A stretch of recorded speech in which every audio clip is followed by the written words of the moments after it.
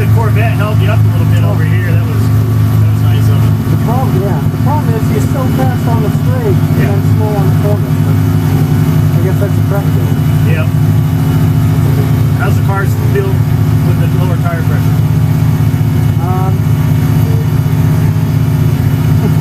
Feels better on the low speed, but not as good on the high speed. Okay, so we'll leave them where they are then. Yeah. Just leave them where they are. Although the only thing I'm curious, is there a pressure difference between left and right? Well, we're going to read that. There. All right, whatever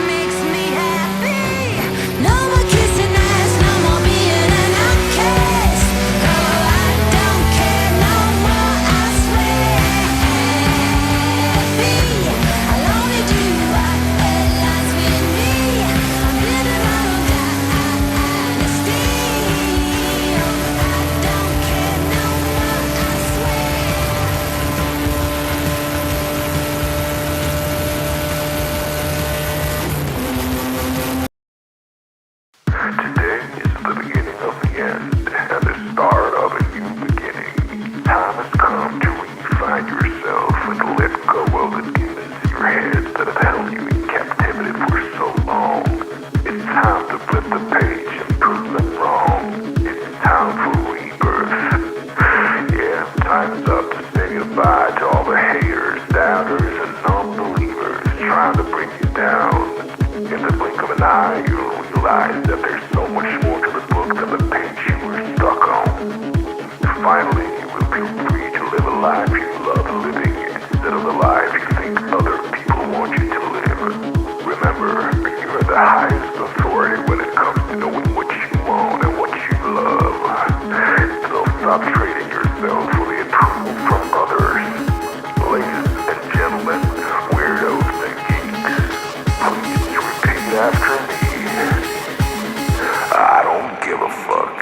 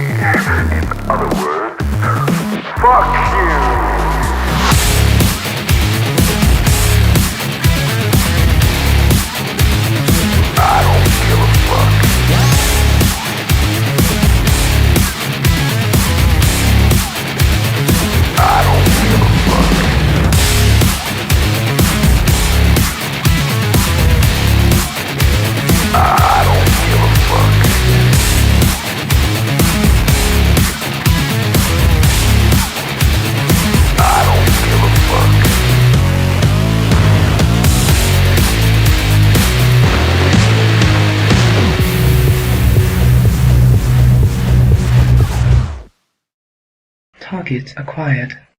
Eagle 1, first strike. You have permission to engage the target.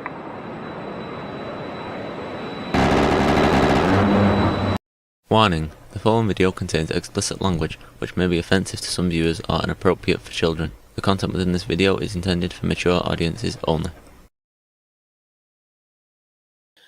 That's right, folks. Intended for mature audiences only, but we'll make exceptions for you guys. You're all cool. What's up, everybody? It is going to be a hell of a night tonight. I tell you what, it has started out as a hell of a day. It's going to turn into a hell of a night, and it's just going to be awesome. It's going to be cool. It was going to be way cooler, though. We were going to have Bella. You may remember her from last night. Bella was going to come on tonight. We're going to do kind of an interview back and forth and just, kind of explore, who she is, what she thinks, how she, operates in the world and all of that sort of thing. Bella is not feeling well. She hasn't streamed all day, as a matter of fact. And so I don't know. Looked for I looked for a substitute. We had a couple of different contenders. We had some contenders to come in. Unfortunately, last minute, wasn't able to make it happen. That's okay. I'm going to monologue for a while. I'm going to open up the panel. We're going to have some great conversation. It's going to be rad. It's going to be really cool. And it's a chill stream. I'm not really sure how chill it's going to be. We're going to have some tough talk tonight, I'm sure. One of the things I'm going to talk about is right out of the gate, guys. Mullet Baby is correct. No kids are allowed. Destiny will never show up if there are no kids here. So, that's what's up. Beth Mayhew, good to see you. Glad to see you out there in the chat. Missed you last night during the debate. Could have won yourself a hundo. Next week, guys, for the debate show, once again, I'm going to allow 10 people. This week, we only had 3 debaters. I don't know why. Everybody said they were going to show up. Nobody showed up. That's cool, whatever. 10 people are allowed in. We cut it off. Can't get in after 10 o'clock no matter what. But once we get to 10, we cut it off. You're going to win $100. You're going to guaranteed take home $100. Now, if the chat does their job and they donate like crazy, and we get some serious some donation stuff happening there. Every $100 in donations we get, I'll increase the pot by $25. That's what's up, and that's how we're going to operate. And I will pay out. Unlike some other streams out there, I'm not going to mention any names. I'm not going to mention anything. That would just be too easy. I will actually fucking pay out. You can ask anybody that's won. I fucking pay out. So that is that's what's up. So that's right out of the gate. Last night was awesome. It was rad, but it could have been really far more rad. Let me fix my collar. There we go. There, that's what's up. All right. So with everything else going on out in the world today, we will be talking about like real shit tonight. A little bit. It is a chill stream. I'm not sure how chill it'll be, but it is a chill stream, and I am going to allow people to come up later. Colin, I saw you out there. If you want to come up tonight and talk to me and we'll talk politics a little bit, we can probably do that. We can probably do that tonight. Normally, I'd want to do it tomorrow, but we can do it tonight. But at any rate, it's going to be a great time tonight. Tomorrow, Monday, we're going to talk about the debacle, because I haven't really done a real true like day shift financial stream since last Monday night's ridiculousness, where Prime was trying to claim that in a leveraged buyout that somehow private equity front loaded in the profit, took the profit, and then let the business die. That's horseshit. Literally every single way that he could get there is fraud. I'm going to explain that to you guys, and we're going to walk through how to, even if you're on a very shoestring budget, how you can open and or buy a business of your own, and try and get out there and start making a few dollars here and there. It's not for everyone. Absolutely, it is absolutely not for everyone. However, it is something that most people think they cannot do, and they actually can do it. But maybe they shouldn't. And we'll talk about that too. We're also going to talk some politics on Monday. We're gonna go over some of the stuff that I missed this week because my schedule was so jacked up, and all of it's going to be really pretty fucking cool. I promise you. I am looking. I'm probably going to do a different debate panel on Monday night if I do one on Monday night. We'll see. We'll see what happens there. I got to be honest with you guys. The way that the fallout from the Sarah drama is very interesting to me, with all of the knuckleheads out there trying to jump in and take Sarah's place and take her market share and assume the burden of becoming the debate wizards.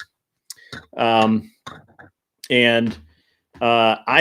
haven't seen, honestly, there are a couple of people out there that I can see doing a very good job with that. Unfortunately, none of them have actually put their names in the hat. And so, it's what's up. Grand Wizards, I say.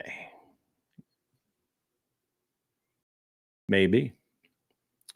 A hair of the dog, I can't really comment on that, but, I'm not going to delete that.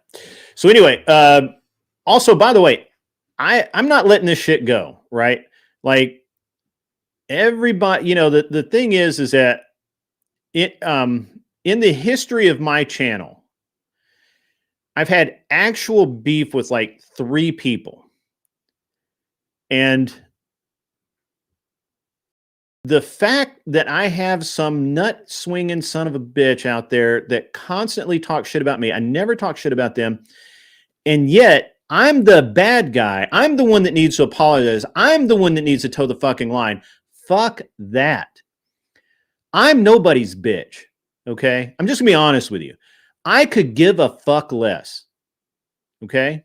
Let's just put all the cards on the fucking table. I never, ever, ever need to cross paths with anyone, to be honest with you. Right? But I have really tried hard to be, you know, to not be, you know, first of all, I don't have to try hard to not be a drama stream. I'm just not a drama stream. I'm just not. Now, if you want to, you know, if you want to say that I talk shit sometimes, fuck yeah, I do. Fuck yeah, I talk shit. But when I do talk shit, I'm accurate about it, right? Kelda, it's nothing. It's gay ass shit. It's gay ass kindergarten bullshit is what it is. That's actually what it is. If you want my honest opinion on the whole thing, is it's gay ass kindergarten bullshit. Actually, it insults gay people to call it gay, to be honest with you. Anyway, what's up, Kel? How are you? Good to see you out in the chat tonight. Come in, put your feet up. It's chill stream, baby. It's chill stream. Rude Mud Crab, I see you out there, my friend. How are you? How are you? Now, for those of you who don't know, Rude Mud Crab, by the way, has talked a mound of shit about me. No big deal. I got no beef with that guy. He's entitled to his opinion. He never said I talked shit about him. You know? Because I didn't. Right? It's his right to talk shit about me. I don't give a fuck. Right? He could say I'm a son of a bitch. That's cool. At least he does it out in the open. Right?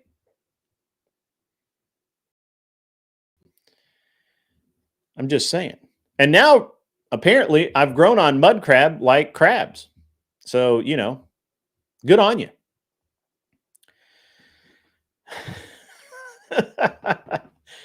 Oh, man.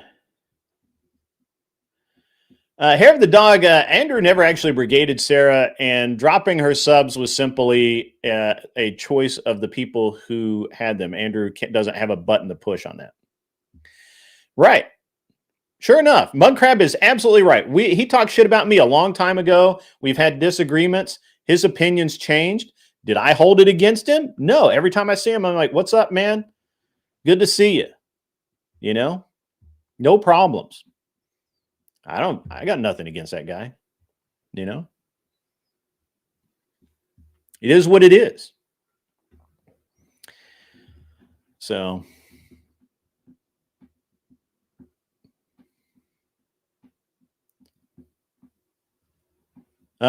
Alwine's got me here, bro. He has got me. He is calling me out for my shit. I'm being too fair, I'm too wholesome, and I'm too humble. Fuck. I don't know if I can come back from that one. I really, I mean, that hurts. That hits hard, bro. Right there.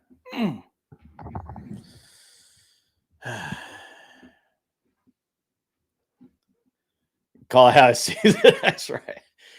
Yeah.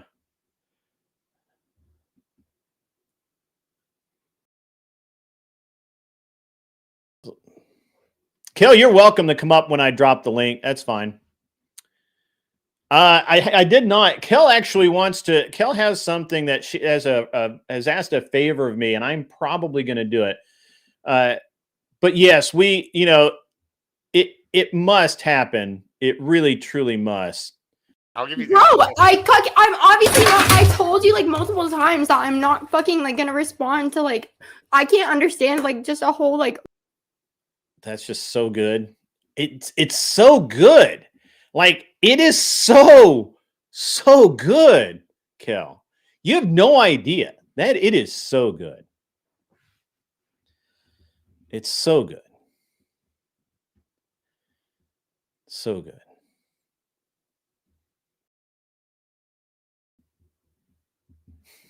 What did the camera do to Kel?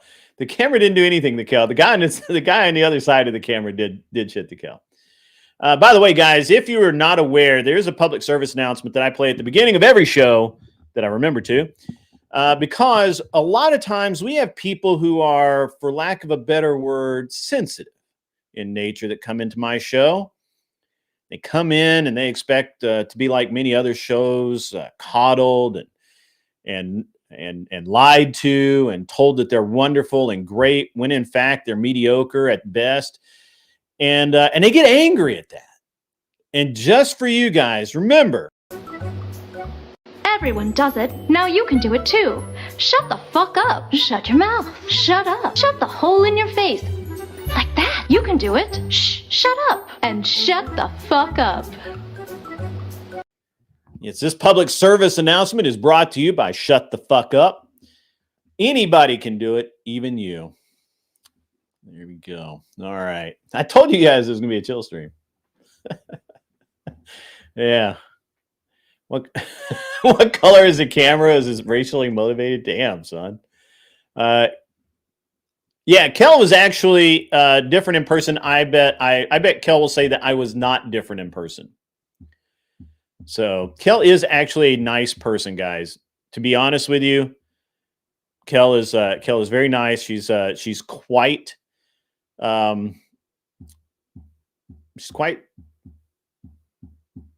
reserved. Not reserved. That's not really the right word.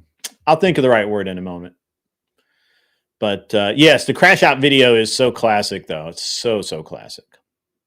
So it's easy to rage at things online, right? It's easy. Also, ladies and gentlemen, if you haven't already, please go to my Discord and hang out with all of us. We're all there. All of your favorites. Agrillapolis is there. Beth Mayhew is there. WMD is there. Mullet Baby is there. Everyone is there. All of your favorites. They're not action figures. They're real people, though. Yeah.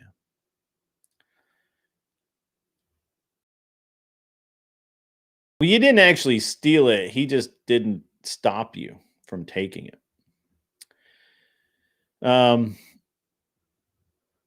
It would be out of place at DebateCon, although I don't know because I don't drink beer. So yeah,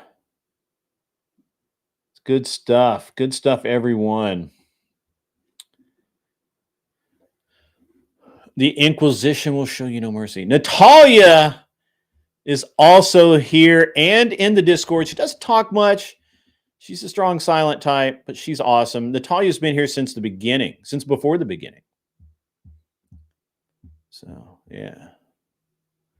So you too can join the Discord and be part of the conversation. What's up, Mara Kate? Good to see you. Good to see you. Being a part of the Discord is important because that's how I vet people to come up onto the show, unless I actually know you. And it is very, very important to be a part of the Discord. It's very important to participate in the Discord, and it's always a good time in there. It's never a bad time. It's always good. It's always good. So yeah. Yep. All right. Yes, get in there, folks. Beth Mayhew says get in there. So we've got a lot of we have a lot of our regulars in tonight, and that's awesome. I know that there's a lot of people live right now. I believe Flow State is live. I believe I'm pretty sure Trippy Cass is still live. Trippy Cass is great. He's wonderful. He's an awesome dude.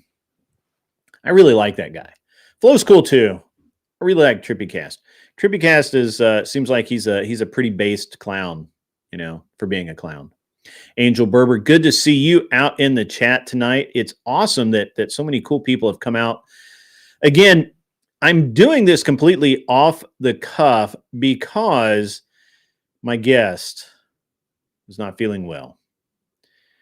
And it's and it was the last minute thing. It just is the way it is. I was all set to do this interview and wasn't able to do it. And that's okay, because I can monologue about anything. For those of you who were not here in the beginning of the show, once again, let me tell you that on Monday during the day shift, which is at 12 noon Central Standard Time, the only time that really matters, that's 1 o'clock Eastern Time, and I don't really know what it is in California time. But at noon Eastern or Central Standard Time, we will be discussing in depth some of the ridiculousness from the debate that we had last Monday night on Prime Kai. Now, for those of you who didn't know, Prime was trying to tell me or describe to me a situation in which a private equity company would buy an operating business from a small to medium-sized business, and would then front load the profit in, take the profit out, and leave the company a shambles and a wreck, and basically destroy a company built by the people who put all that hard work into it. And he had a problem with that, and he thought that his question was, is private equity good for society? Now, every single way that he got to being able to make that happen is what we call in the business world fraud. People go to jail for that, or they get fined like a lot. Like KKR got fined, I think $30 million or some shit like that for one of the deals that they did that wasn't even that crooked, but it was crooked enough. So we're going to go over that. It's going to be interesting. Even if you don't like business, it's going to be an interesting discussion. I will play the parts of the stream that matter. If you didn't see it last week, or if you didn't see it on Monday, you'll figure it out really quickly. Now, I've been very quiet all week on where I am on all of the Sarah, Andrew, and other drama, and I've actually been asked, even though I thought I made my position perfectly clear. It seems like people still have some, like they lack clarity on it. So I'm going to make my position really clear right now. I'm friends with Sarah. Sarah is a friend of mine. I think she fucked up. I think she knows she fucked up. I think that she's trying to put the best face on it as possible, as would anyone. And I don't really have a problem with Sarah. I don't think Andrew did anything wrong at all. I think Andrew reacted in a reasonable, if not, the manner that everyone might, right? I may not have reacted the way he did. Then again, I might have done worse, right? So I don't have a problem with the way Andrew reacted. I don't have a problem with the way Rob has handled it. I don't have a problem with the way Flow State's handling it, even though I think, him calling into question Rob's subs and things like that, I think that's kind of tacky. Flow is a self-admitted drama channel. If you don't understand that going in, then I'm sorry. I don't know what to tell you. Like he's going to feed off of this drama as long as he can. That's what he does. And that's totally cool. That's who he is. He doesn't hide it. He doesn't claim to be something he's not. I don't have a problem with Flow. I honestly don't really have a problem with any of this. What's up, Tiny? How are you? Tiny, you ready for that wrench yet? Because you need a wrench, Tiny. For those of you who don't know, Tiny is famous. Anyway, so Buddha says loyalty made by views. Sure, yeah, probably. You're not ready for that wrench? You need the wrench, Tiny. You need the wrench. So the thing is that I know both Sarah and Andrew personally. And I've talked to Flo many times privately. I've talked to Rob privately. Rob's helped me helped me to prepare for debates. I don't have any issues with any of those people. And I don't think anyone in my audience, I don't think anyone in their audiences should have issues with those people. If those people have issues with each other, that's between them. Yeah, Flo loves me. Flo tells me he loves me all the damn time, and he will never let me forget that. You're not going to see me do, if you're waiting, if you come here waiting to see me do a 3-hour bash stream on Sarah or a 3-hour bash stream on Flo or anybody really, man, you're in the wrong place. You just are. I'm not going to do it. And I don't think you should do it. And I don't think anybody should do it. And I think I think, you know, there was a stream earlier this week just bashing on Sarah over and over again. I think that was in poor taste. I think it doesn't show loyalty to any fucking body. And it's a fucked up thing to do. That's my opinion. You can have whatever opinion you want. I don't care. You're perfectly free as human beings to maintain with agency and self-awareness to have whatever opinion you want. You can cry about it. You can laugh about it. You can be angry about it. You can stomp your little ass right out in the middle of the street and get run over by a bus over it. I don't give a fuck. All I need to know is all I need to know is it's not my fucking problem. I'm not involved in it, and I really don't care. And I don't think anybody else should care unless you are directly involved. All right. And there we go. There's my position in 4K. So it just is what it is. Yeah, Buddha says, what? No crash out? That's messed up. Come on, guys. He's no fun. That's true. Yeah, no crash out. No, none of that shit, you know. The only time you're going to see me do something like that is if somebody comes for me.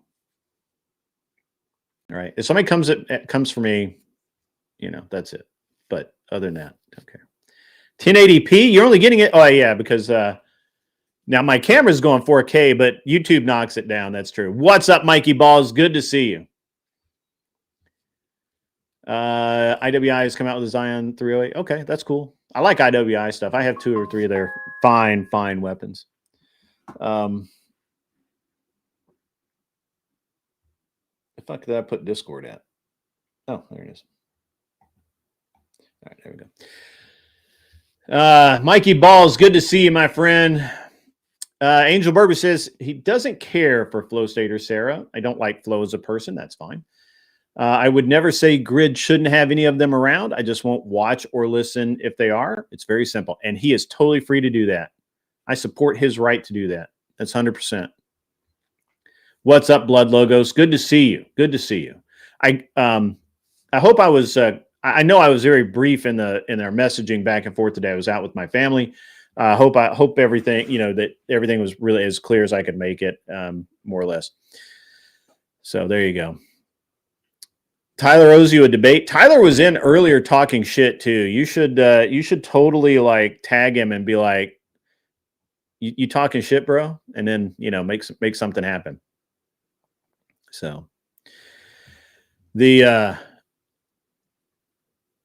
what's up, Steve Posey? Good to see you as well. So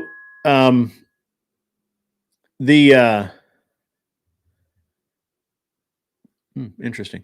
So at the end of the day, he owes you a debate on schools. Okay. If I have to choose vanilla or chocolate cake, I don't really have a preference on cake. I don't eat a lot of cake, so I don't know. I like fluffy cake, I guess. I don't really like that dense, like I don't like dense cake. I like fluffy cake. Yeah.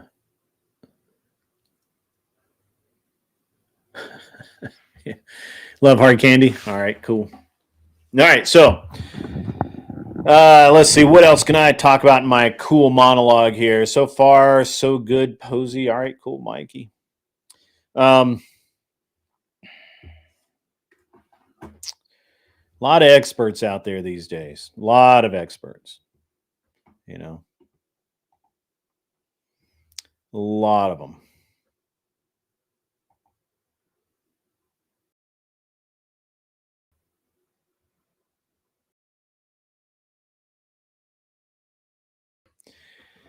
All right.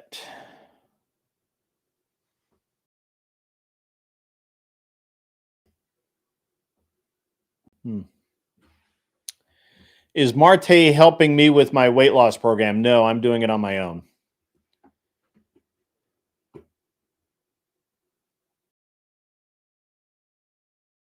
Nope. With my wife's ethnicity, I would prefer the desserts her culture makes. Okay, that's awesome.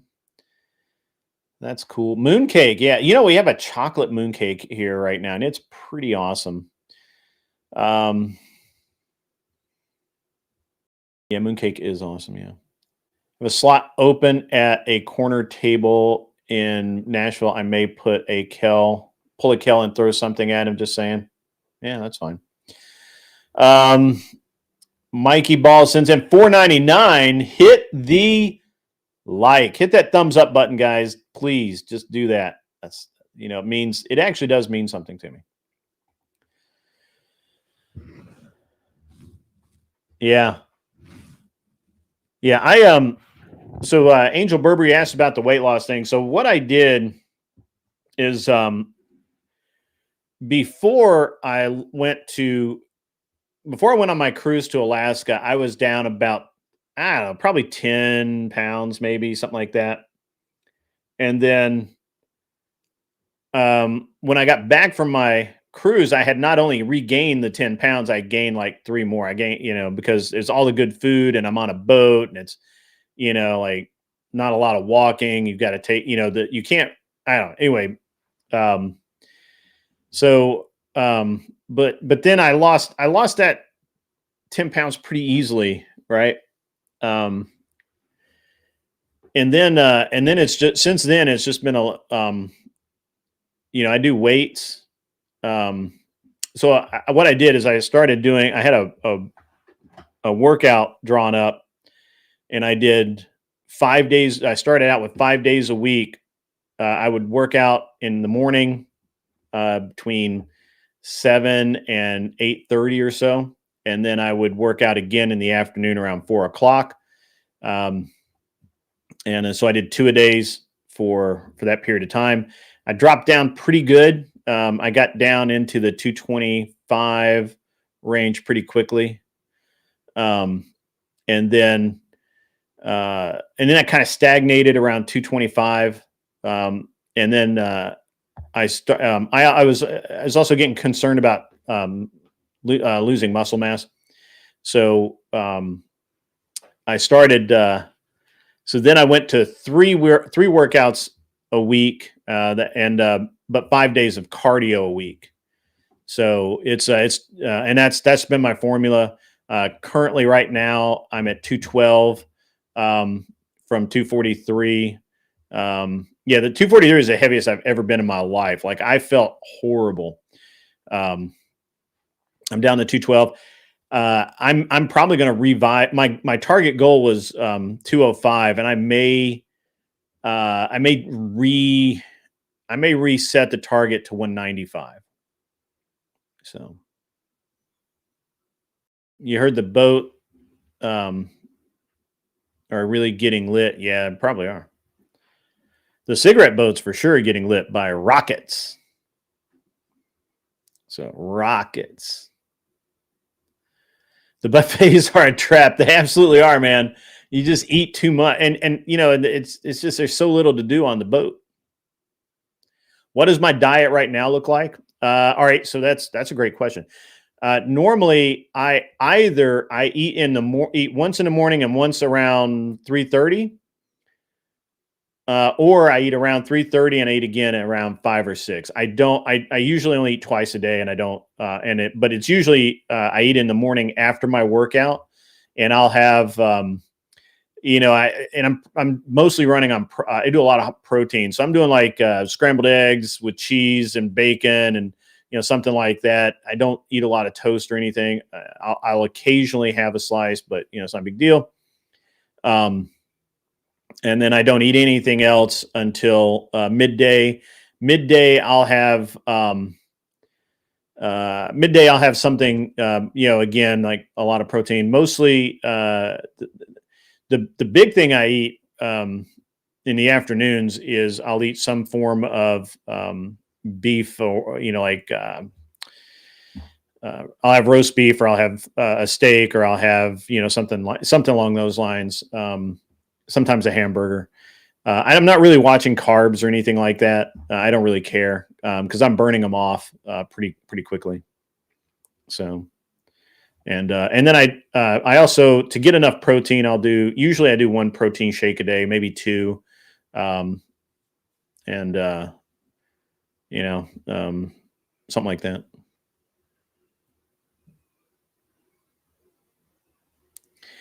Yeah, it's tough. The big problem is there's a lot of foods that I just don't like to eat. I don't eat avocados. I don't eat mushrooms. I don't eat a lot of things that people are like, well, this will take the place, right?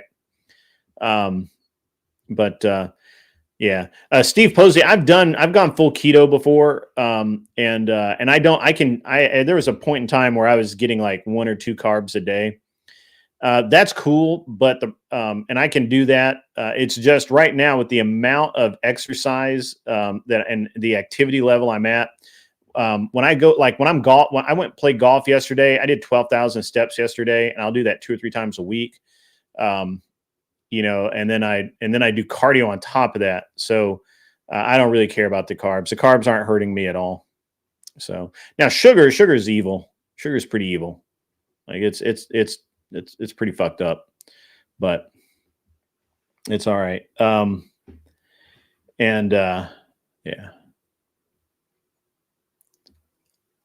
No, mushrooms are horrible. I hate mushrooms. Yeah, that's right. Yeah, there's a fat burning heart rate. So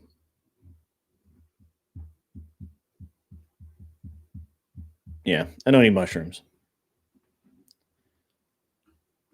Right. I know I eat kale, I eat broccoli, I eat a lot of different things like that. But I don't I love asparagus. I love green beans. I can literally and the other thing is that you guys have to understand, I eat like a farmer, right? Like I can eat, no kidding at all.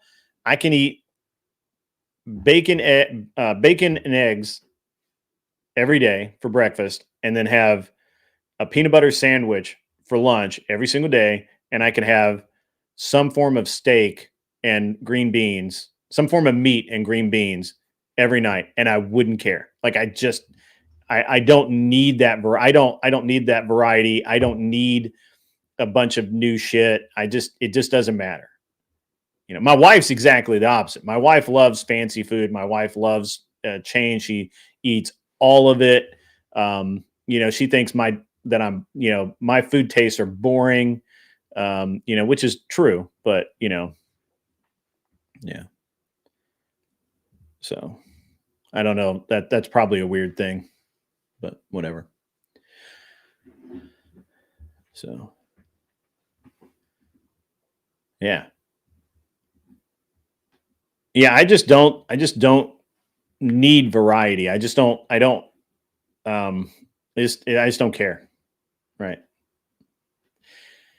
Yeah, I don't eat jelly much anymore, but I eat just straight peanut butter sandwiches, and I love peanut butter and celery. I absolutely love that shit. That is the best thing ever. So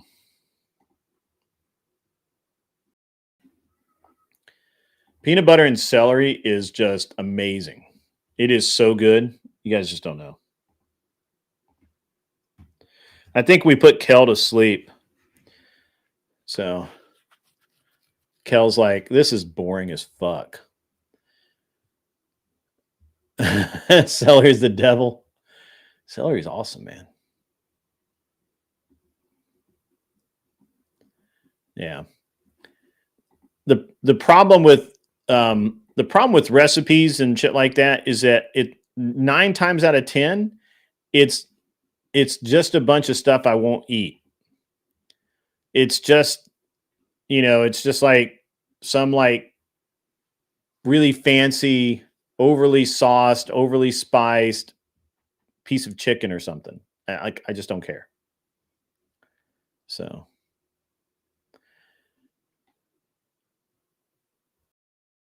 honey and peanut butter, yeah, that's great, man. That's so awesome. Captain Planet says she makes it, I eat it. It's that simple. That's a good rule, man. I make my own food though. I just do that. Yeah.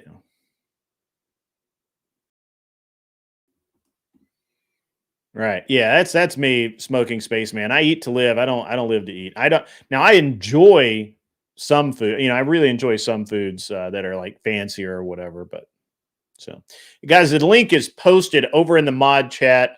So if you want to come up, it's very simple. If you want to come up on the panel, I'm going to open the panel up or a panel up, whatever. All you need to do, come on over, hang out. You got to go to the waiting room in the Discord. My Discord is the Shed.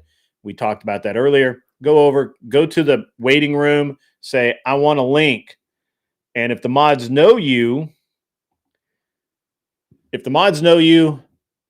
and they'll give you the link, or they'll ask you a few questions or whatever to make sure you're not going to like porn bomb me or something.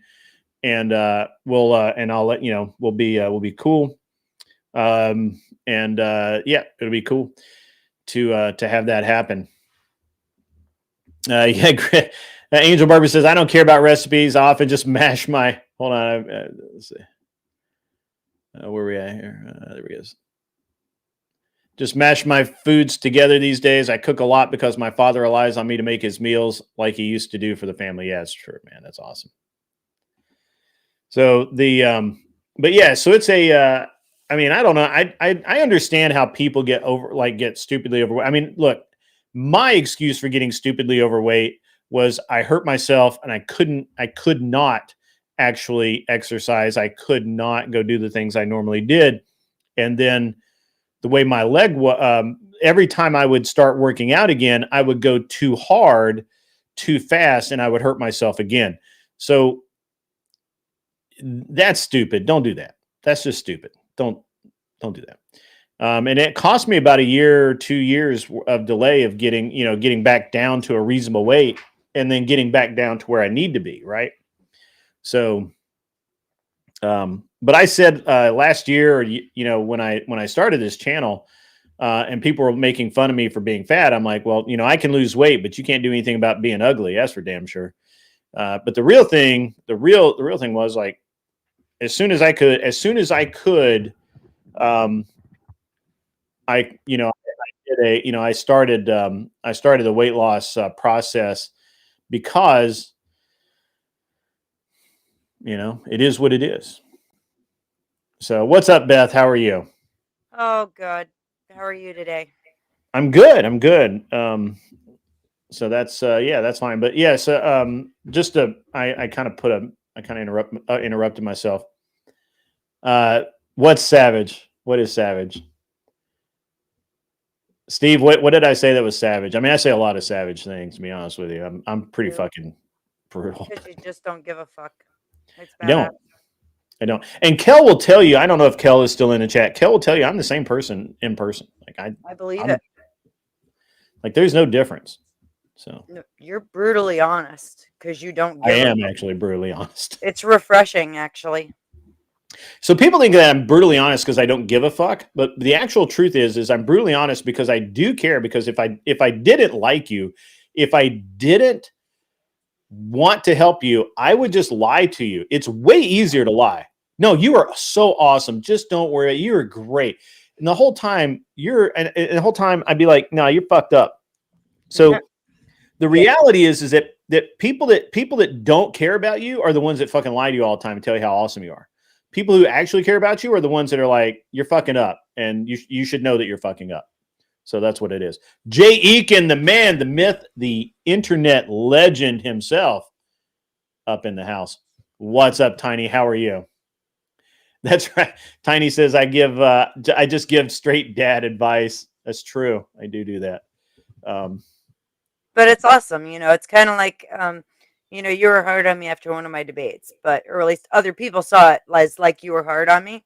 I found the criticism super helpful. And when you deliver it that way, I think people listen a little better, right? Because it hits harder. And on the same note, I mean, it's like I said then, I'm one of those girls where my dad taught me how to play chess, and like he didn't do me any favors. He wasn't very nice to me, and I learned really fast. I mean, it is one of those things where sometimes I am more tough than I intend to be, but it mostly because I just don't really have that filter, and there's not a lot of delay between what I think and what I say. There's not a lot of time to correct it, right? So, But again, if you're really soft on people, they tend to. This is where you get these people who you have to tell them the same thing over and over and over again. Is because it's not making an impact.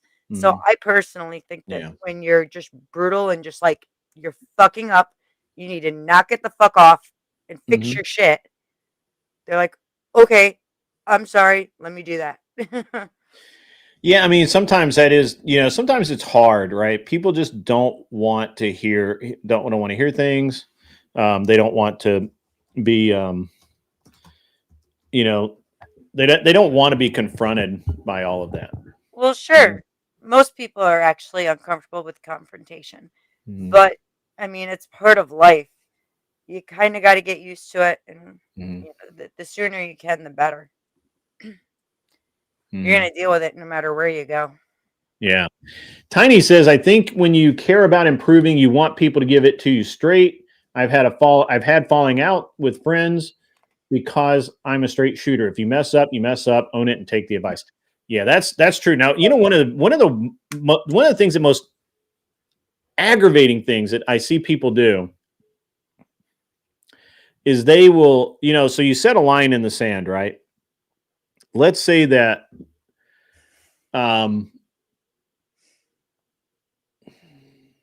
let's say that you tell your friend, hey, whatever you do, just don't lie to me. If you lie to me, we're done.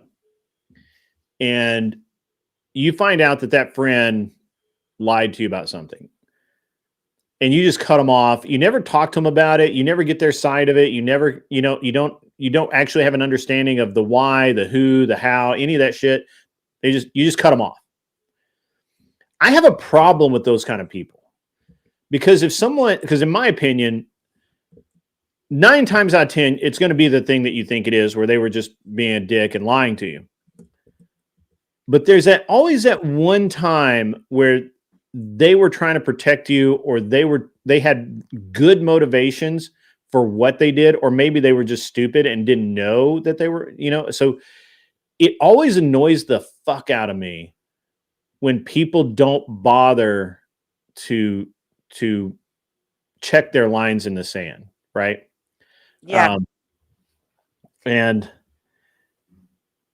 it's a weird dynamic for me because, on the one hand, so this is where I get with it, right? Like, I have certain lines that just cannot be crossed, right? Fair. And if you cross those, then we have a real problem. The thing is that, especially in my personal relationships, how Christ-like would I be if I didn't even hear you out? How good a person could I possibly be if I didn't give you the chance to make your case, to explain to me why, right? Like, and so, you know, and I mean, I've had, I had a friend of mine when I was in college, and you know, he's a good dude.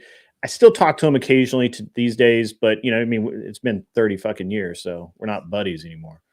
But I remember he was dating this girl, and you know, his line was, if other dudes were, you know, if she was talking to other dudes, that was the end of it, right? And I told him many times, I'm like, well, I mean, that's kind of impossible because she's a girl. Dudes are going to come over and chat her up and shit. I mean, just, you know, just you may need to have a little trust here, right? Like you may need to, you may need to widen that thin ass line that you've drawn in the sand. But you know, so we were all at a party, and I don't remember where he was. He may have left. He may have gone on food run. I forget. He was not there. And you know, a couple of dudes started chatting her up, and and she was being polite. You know, I did not see her do a damn thing wrong, not one thing.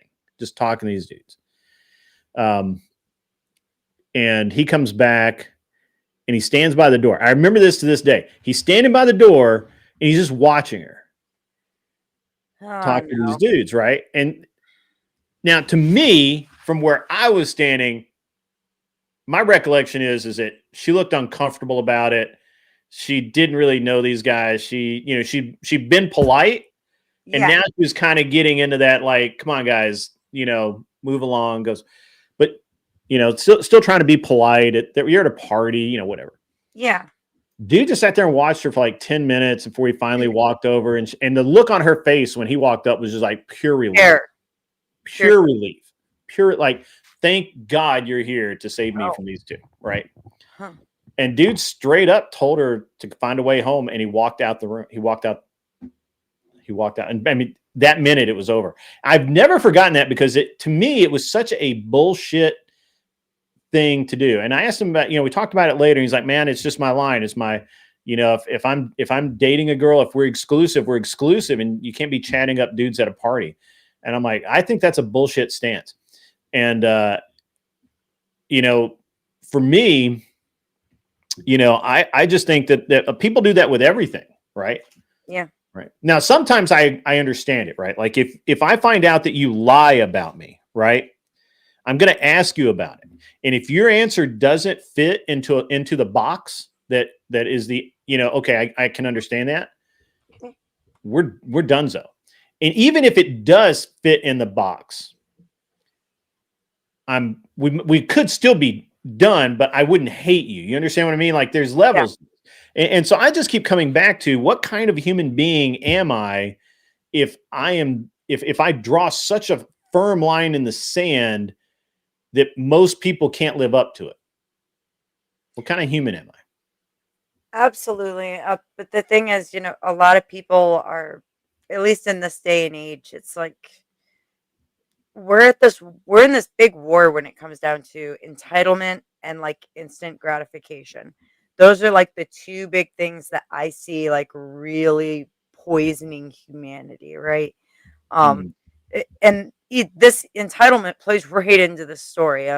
My ex-husband was very much like that. He didn't like me talking, which was ridiculous because we worked in a bar. Okay, we both worked in the same bar. Right. And he didn't want me talking to guys. He didn't want me shaking hands. He didn't want, you know, and it's like, I kind of have to talk to them if you'd like me to bring home any tips at the end of the night, or, you know, I mean, right, ask them what drink I'm making them, because I was a bartender. Right. So that was really impossible. And eventually it just got to where I left that job just because it was too much Sure. Yeah. trouble, right? But the way he always saw it was like, because he was very similar. That was his line in the sand, like, you know, don't disrespect me like that by paying your attention to other guys. But he always saw it like I was teetering. He used to say I was teetering at the line, you know, I was pushing his line and right up to it. And it's like, yeah, there's no grace and mercy left, or even. I think there is. I think people forget what grace actually is. Frankie Too Sweet, my cardigan's in the house. It's not that cold tonight. It's actually pleasant out here. I don't even need the heat on tonight. It's just Tennessee weather. One day it's 40 at night. Now tonight it's like 50. It's fine. I've got my nice. Actually, this is my golfing sweater. Actually, to be honest with you, Jay Eakin, so you're correct about that. So I played golf yesterday, and this was the sweater I had on, and tomorrow it's going to be fine. Perfect. So Get out and do dad stuff. But I mean, I think and I think that the other thing is that Smoking Spaceman makes an excellent point here. Do you hold yourself to the same or to that line is the first question that he would ask. And you know what? That's legit. I think that a lot of people don't. I think a lot of people, and I've seen that this week, right? Like it's okay for somebody else to constantly talk shit about me because it's just high school shit. Yeah. But it's not okay for me to say anything about the other person, right? Like I can't, or whatever. So rules for thee, but not for, or rules correct. Rules for thee, but not for me. Right. And I try not to draw such hard lines in the sand when it comes to my personal relationships, because you never know, right? Like there are unforgivable things, right? Like there are things that are just like, they're like break the trust to the point that I just can't even be around you anymore. That's pretty rare because I don't associate with people that I think would do that. But I think that on your relationships, relationships are back and forth. They're a tug of war. They're the circle of never ending issues and problems. And I often wonder nowadays if people are just so fucking stupid and they've watched so much daytime TV and they've watched, they played video games where the dude always wins. If they just do not understand that life is fucking hard, people make wrong decisions every day. It's not even always just that. Sometimes it's so simple as it's just a miscommunication. I'm thinking one thing while you're thinking something else. Sure. Yeah. People talk past each other all the time. Or the one I hate the most is when people add inflection to text. That one drives me insane because it's like, that's not how I said it. God forbid I joke or be sarcastic, Right. Well, that's another thing too, right? So like, and I find this to be very interesting is that we have people out there who are like, no woman should talk to me like that. And I'm like, well, maybe not all right, actually, let me go back. So I said all of this to start into something I was thinking about while I was driving today. And that is, I've said multiple times that my wife in her daily life outside the home is not an agreeable person. She is a very tough person. She's very pleasant. She's very tough. And I've said this multiple times. I don't think people really understand this. The only person in the world that my wife submits to is me. Period. That's how it's supposed to be. I think we've lost sight of that, right? Where men are like, all women should submit to all men, and no. Well, or at least if not submit, all women should be quiet and in the corner and just not say anything. You know what? I don't necessarily disagree with most women should be that way, because most women are not. They're simply disagreeable. They're not intelligent and there's like a package that needs to be there, and they weren't optioned. They didn't come with all the dealer added options. Okay, that's what I'm saying, right? Like you got the base model, and it's just not gonna do. But at the end of the day, like my wife, I have no problem if my wife in her work tells a dude that he is completely fucked up, he needs to get his shit together, or she's going to have to make a recommendation that he no longer be with the company. That's her job, right? And so it boggles my mind how weird some people are about this today. And I was thinking about while I was driving, because I was like, I would have a real problem with most women submitting to most men, right? Like I would have a real problem with that. I think if that were the way it was, if that is the way it is, we would have our society would have very serious problems. Oh, huge problems, because especially when you want to look at what submission is, it's an act of honor and respect. So why would I be taking that gift that's meant for my husband Sure. and giving it to any other man? Right. Maybe my father, to a degree, Right. But Well, now there's a good argument that just interpersonally, right? Mhm. Maybe, there's some truth to the fact that I think that most women should defer to most men. Okay. deferring is different than submitting. Right. That's different than submitting. But most women should defer. Not all women. There's some really smart people out there. There's some really smart women out there. But we're talking about exceptions that make the rule. Correct? Right? Like we have to. Obviously, if there's a rule, there are exceptions that make that rule. So, it was just it was a weird line of thought that I had, because I just drive sometimes, and I'll just play back various shows that I've been on, or discussions that I've had. And from my point of view, or my worldview, I don't expect women outside my home to give me any sort of peace, right? I just don't. I also, which is why when Kel is Kel, when, someone argues with me, I don't get mad about it. Right. I don't care. But by the same token, but I also feel like if you're going to argue with me like a man, you better be expected to get the same treatment that I would give to a man. Absolutely. Right. Absolutely. So, I take it further than that. I think that women who strike men should be prepared to be stricken back. Yeah. Plain and simple. I don't. That's just Yeah. my personal opinion, Cam the King has been on a little bit of a rager, but this is really good. Half the guys on the internet demanding women submit, he would advise those women not to submit to. Right. I agree with you. I think that's true. It's there's, and that's my problem. Actually comes with feminism. I don't like feminism. I don't like the idea that all women are right, believe all women are this, all women. First of all, I don't believe anything is ever the case at all. I agree. And it's not.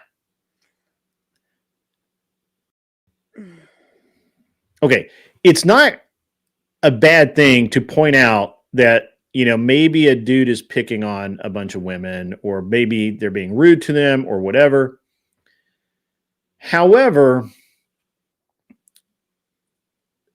to say that for a woman to get all up in her feels and say that that's men hating on women, that's a feminist answer, right? Like that is, And Angel Berber, you are correct. An issue here is that women generally conflated deferring and submission together. That's absolutely true, because they haven't been taught properly. Yeah. Because they submit to their bosses at work, but defer to their men at home, which is backwards. Yeah. Which is backwards. It was 100% Angel Berber. That's probably one of the comments of the night right there. That's 100% correct. And I'm going to say that my wife more or less has it right. Now, obviously, my wife's not perfect. I wish she was. She's not. It's okay, right? None of us are perfect. She's mine. Okay. She's mine. Okay, so that's why she cannot be perfect. She's mine. All the rest of you bitches have to be perfect. My wife's okay. Fuck, I'm done for. Right. So that's how it is. And so I'm really. I just think it's a very interesting dynamic that a lot of young men are laying for themselves, And I think it leads to a reciprocal pattern of hate. It just you Yeah. meet a woman, Resentment. and resentment, right? Huge And I do resentment. think that men need to understand the difference between deference, being treated in deference, or and submission, and figuring out what the differences are, and that's it. Cam the King is being funny here. You're only entitled to submission when you are a high tier, high quality man. Her submission, in my eyes, is a trade for her being a mother. She won't work a day in her life, instead raising Cam Jr. I have something to say to that one. Well, So, he's being very funny. well, You got dudes who can't do anything for a woman, demanding the woman gives everything to his Nancy boy ass. Flawless victory, Cam the King. That is flawless. Flawless. I missed the part with the Nancy boy ass in there, but so shit. What was I gonna say? Damn it. I know it was so good. It just like ruins I had it. such a good one. Quick question though, while I'm trying Sure. to remember what the hell I was Yeah. gonna say.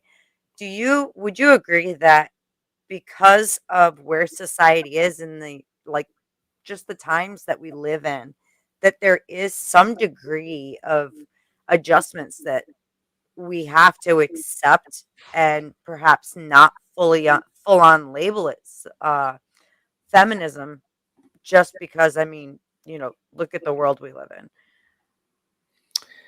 I mean, no. I think that we can absolutely, I don't really care what the world is doing. That doesn't change my outlook upon it. I still see, so look, while I do not yell to my wife, woman, bring me coffee, which I should, but I don't. Well, I don't do that. If I say, this is what we're going to do, this is what we're going to do. Yeah. Right. And if I say, I'm not going to do that, then we're not going to do that. Now I am not while I am more than a little bit of a tyrant in my home, I'm a benevolent tyrant at times. And I say, well, I know I'm not going to do this, but you can go do this on your own, and that's fine. And that's okay. But no, I don't think I agree with what you're saying. I think that I think that the problem with feminism in and of itself is that it's insidious, and it starts out with just like, people will say that making fun of the stupid ass women on whatever is dogpiling and shouldn't be done. But it's 8 women against 1 dude. Who's getting dogpiled, right? Who's getting dogpiled for real? What I mean is that, especially when it comes down to single women, right, who need to do things in order to provide for themselves for whatever time frame that they're single. I think sometimes just trying to maneuver through society and things that we have to do in order to stay afloat can sometimes be seen as almost feminism like behavior in some ways, but in all actuality, I think just it's a condition of being a single woman in the times that we live in, that like, for instance, I'm actually a really good plumber. I had to learn how to do that kind of thing for my own home. So, that's not something women should typically be doing, but I am. Excuse me for a second. My kid's calling me. Totally cool. Mr. Alleycat says, how else are you supposed to get coffee? Well, generically, I make my own coffee, to be honest with you. I like it done I use the cappuccino machine. I like it a very specific way. Just can't trust people sometimes. Anyway, although my wife does do a good job, and she can make me a reasonable coffee. the thing is that I generally don't have to ask. She will just see that I need coffee and offer. That's what's up. Let's see. Where did I see that? Leah. Welcome, Leah. Welcome to the show, Leah. Good to see you in the chat again. Glad to see you out there. Glad to see all the ladies out in the chat tonight. We should have a ladies' night one night and just, hang out. Absolutely. But then I wouldn't be here, and then it wouldn't be much of a show. No. You're the host. You have to be here. It's you. Leah is an awesome chick. Ahizma, she's in here. She is. Yeah, I saw it in Ahizma. Yeah. Well. Weevil, you got some great ladies in here. Yeah. Leah says, why would you not treat your best friend who you want to live harmoniously the way you would want to be treated? My wife is not my best friend. So I don't know what that means to you, but my wife is not my best friend. My wife has friends. We're not friends. We are married. We are a couple. We gave up a part of ourselves when we got married, right? That's how this is supposed to work. It's not that you get to keep being you and they keep getting to be them and you just roll through life as partners. That's not how marriage works. It just never has. It never will. I think for a lot of women, at least the ones who are like invested in marriage, right? Yeah. We tend to see our spouses as our best friend. And on top of that, like our soulmate and our partner, our teammate, because, you need to work together to get things done sometimes. And so we take all of those titles and conflate them. And that is how we, in our brains, lift you guys to the position that you should be in as our husbands. So here's the difference. A friend I can get rid of. A friend I can fall out of touch with. A friend I think about occasionally. My wife is part of me. She, whether she wants it or not, I'm a part of her. But so I don't go in for this my best friend thing. I don't think so, because we don't have the same interest a lot of times. My wife. So my wife loves to work out in a very structured environment. So she does P-Volve and Orange Theory and all this other shit. I hate that.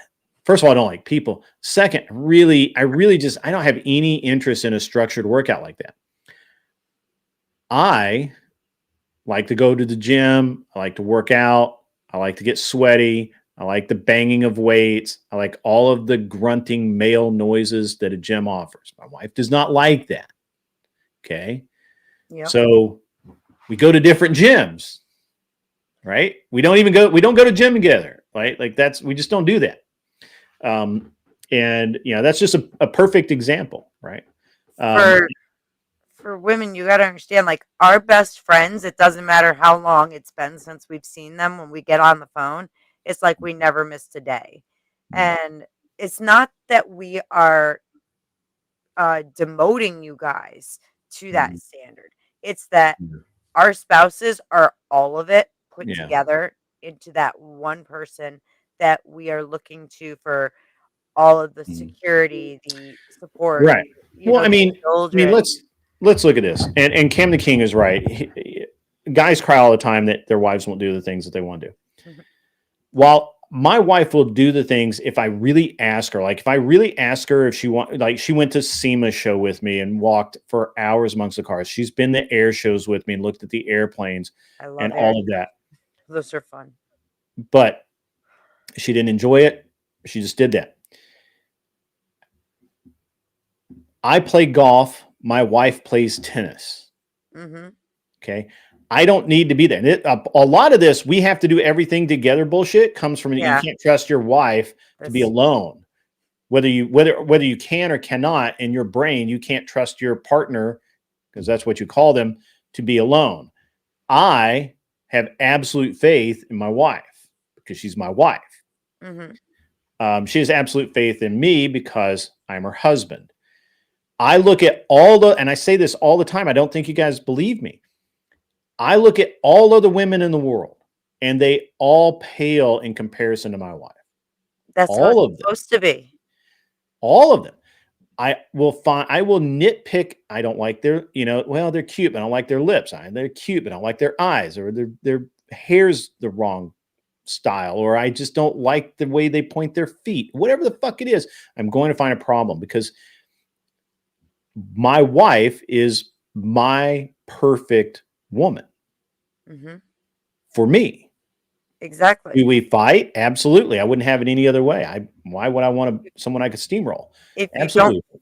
if you don't argue, then your relationship is definitely like.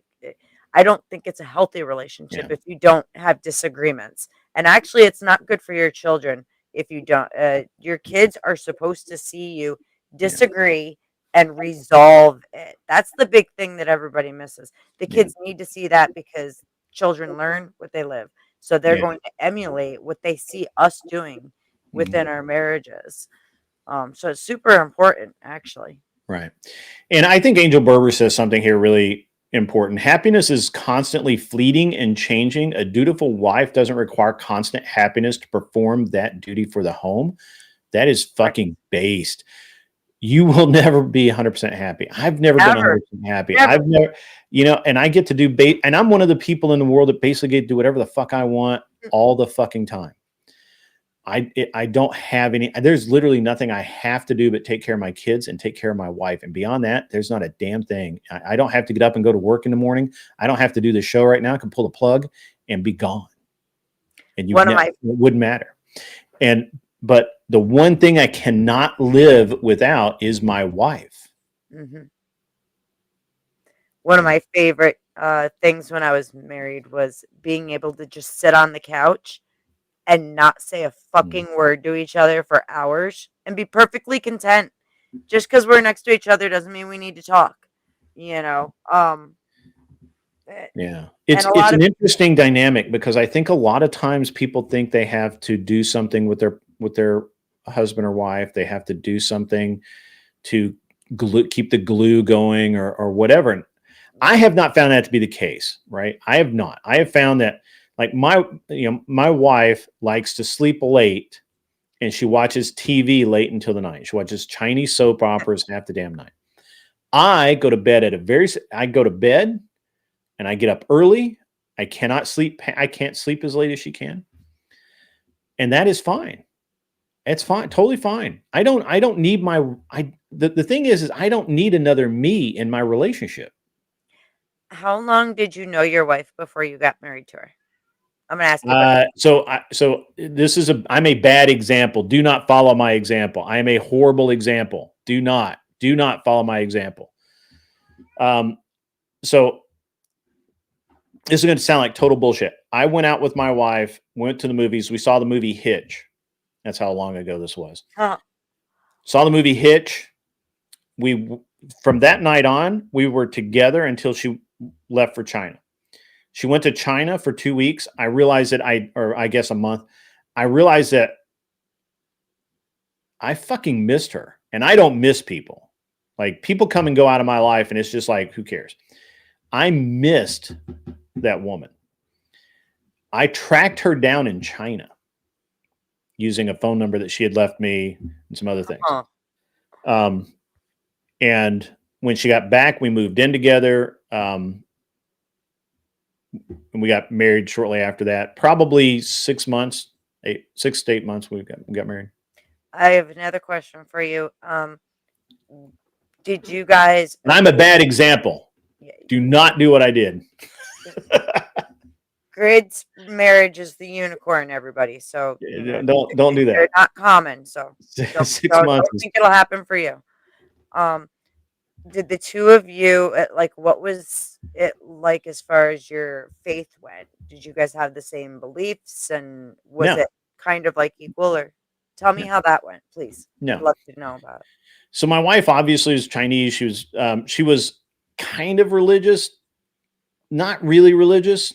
We got married, and everything was really it just fit, right? It just really fit. And so I was not particularly religious at that time. I was not a full-on degenerate anymore, but I wasn't particularly religious, right? And I was still racing, so it's very hard for me to even go to church. I went to the services at the track a lot. And the thing is I just knew that this was, but I have this other really weird, and I don't know if I know I've expressed this before. I don't know if you, I don't know if you guys have heard me say this before. If you have, listen again, it's good. We will. I firmly believe that in your life, you only have so many shots at real love, at really true person for you. You're going to be together forever. Love. You only have so many shots at it. And you have to, every single relationship you have, you need to evaluate whether you're in it for sex, if you're in it for money, if you're in it for you're lonesome and just need somewhere to sleep at night. You need to be brutally honest with yourself. And so I thought I was done because I had 2 wonderful women early in my life that I felt like I should have married. And if I had married them, I would have had a wonderful life. Unfortunately, it didn't work out. And I've said before, this is a little tongue in cheek, but at the time I was like, I don't think I'm supposed to get married. Like, I think I'm one of those people that God says, you're just not going to get married. And I just rolled with it, and I became a degen, basically. Right. Like I didn't value relationships at that point because I valued everything else in my life more. Right. And I think people aren't honest enough about themselves when they're talking about that. So if you have to understand what you're valuing. Are you valuing sex? Okay. Are you valuing the companionship and being able to go do stuff? Are you valuing the fact that you're lonesome and you don't want to be alone? What are you valuing about that relationship? Right. Yeah. And what are you valuing in your life? Are you at this point in your life, are you valuing the fact that you need 20 hours a day to dedicate to building your life and building your business or rebuilding your life or whatever it is? And you just physically, there's no time in your life for a relationship. Is that where you're at? Or are you settled? You're relatively successful. You have everything kind of going your way, and you can spend the kind of time it takes to have a fruitful relationship, right? And I think that people need to make those judgments pretty severely. Like you need to be really brutally honest with yourself, because if you don't have time for the relationship, then all you're doing is fucking yourself up and probably fucking somebody else up at the same time. And so, when I met my wife, one of the first things I did with my wife because I did really feel like that we were meant to be together. One of the first things I did was take her to the racetrack with me, because a lot of my previous relationships or attempts at a relationship had failed because women would not believe that I was going to the racetrack and working. They thought I was going there to chase women and go to strip clubs and be obviously I was being a degenerate, but be degenerate in a way that they understood. Right. Yeah. Gotcha. And I wasn't, I worked, I was like, they're like, well, you're gone half the month. What do do we even have a relationship? I'm like, probably not. That's why I didn't do that. So, and I had a lot of relationships fail for that. So one of the first things I did, I was like, this one's good. First thing I did, our second date was to the racetrack. She spent the entire weekend with me at the racetrack. She saw how much work I put in. She saw how much it sucked. She saw the way that I wasn't going to strip clubs, that I wasn't, that I wasn't just fucking off chasing women all day at the track, and that I was really, really good at it. Right. Mm-hmm. That I was really good at this. This was not just a hobby. This wasn't just something it was something I called a job, but there was no future in. Yeah. And that was and when she kind of passed that test, that was pretty much the end of the deal as far as I was concerned. As far as whether or not we could date. And then once she was gone, the thing is I'm not kidding. I don't miss anybody. Like if you're just not there, you're just not there, right? Like I don't have that component in my head that makes me go, oh, I really need to talk to this person for some dumbass reason. Yeah. And I just don't have that. And so, but I missed her. Like I would wake up and be like, oh, the hell. So, and like I said, I called her dad, who doesn't speak English, and tried to get a hold of her. And he called her. She was on a train going to another part of China to visit her grandmother.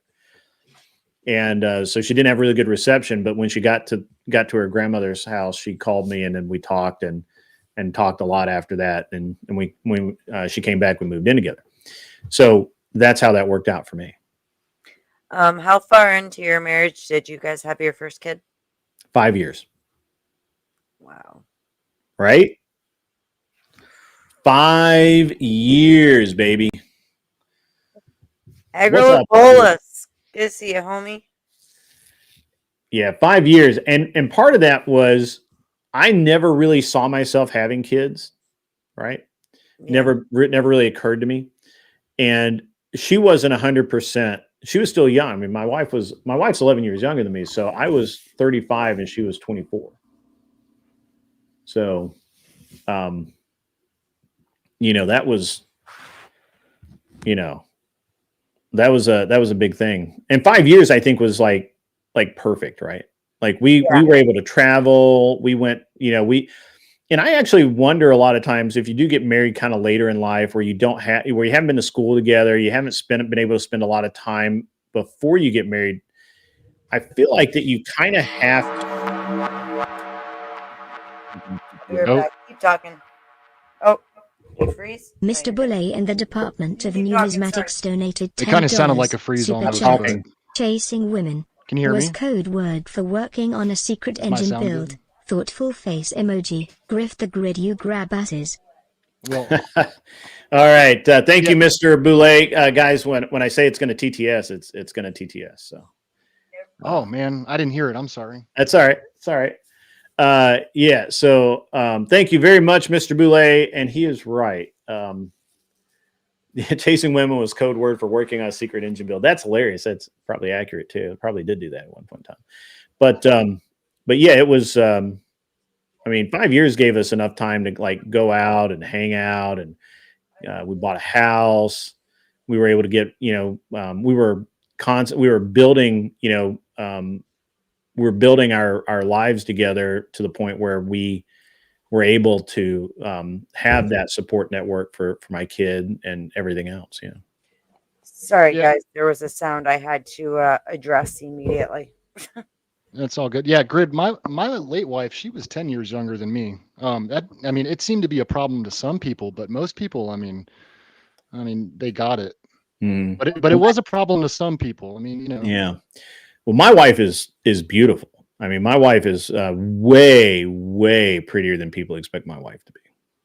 My ex-husband, oh God. When I was 18, he was 25 or 26. Mm.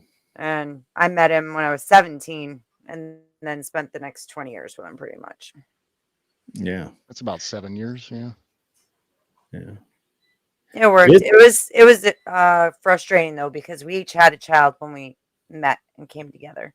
So we were both single parents and had a very interesting blended family. And I wanted a lot of kids. He didn't.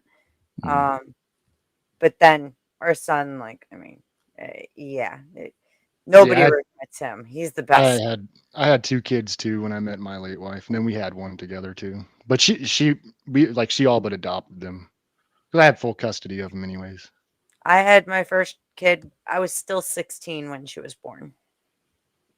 Yeah. So, that's young. Yeah. I never really thought about the age difference between us. Right. So I will tell you that when I was, I know I've said this before. I'll just, kind of go into it briefly again, but I had,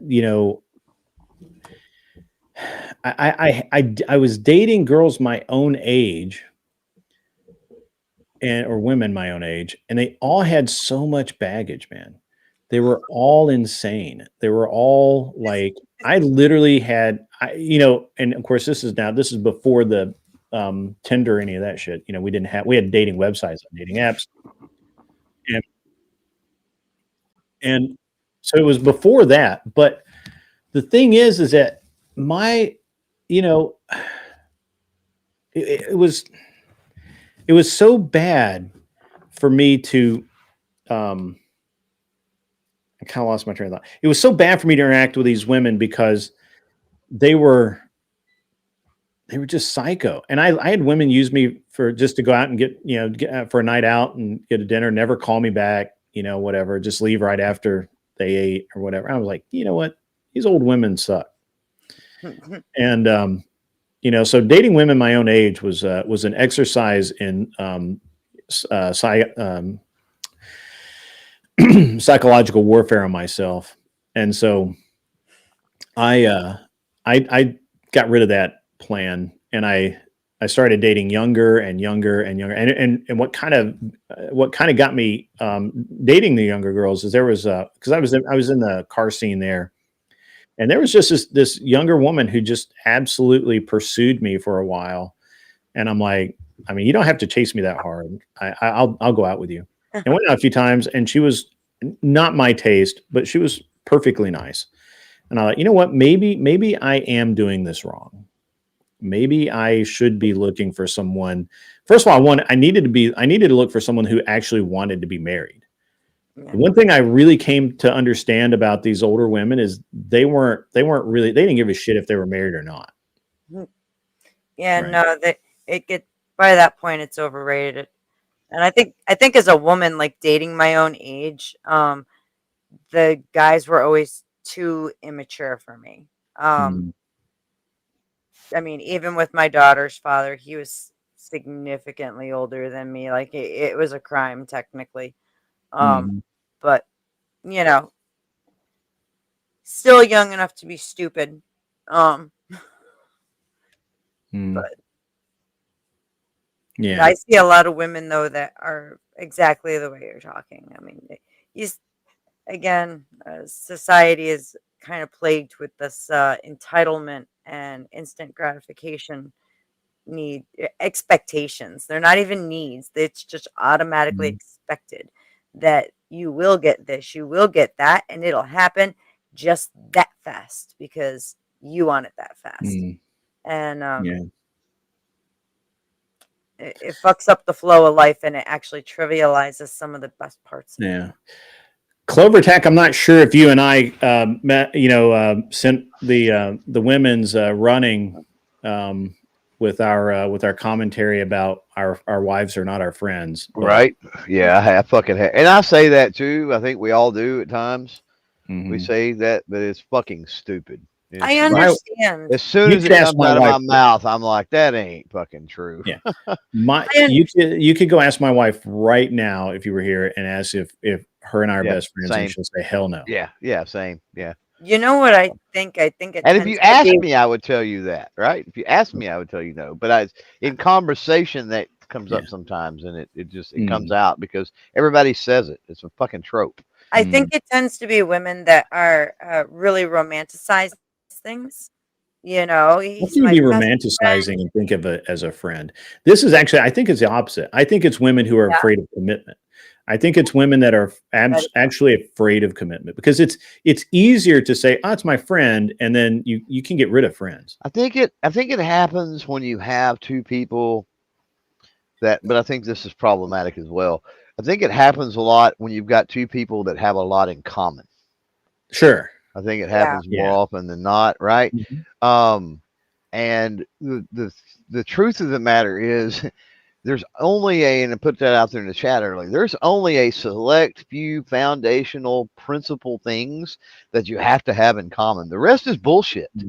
Yeah. I harp all the time because eHarmony had that thing, whatever it was, right? The 47 points of compatibility or whatever fucking bullshit.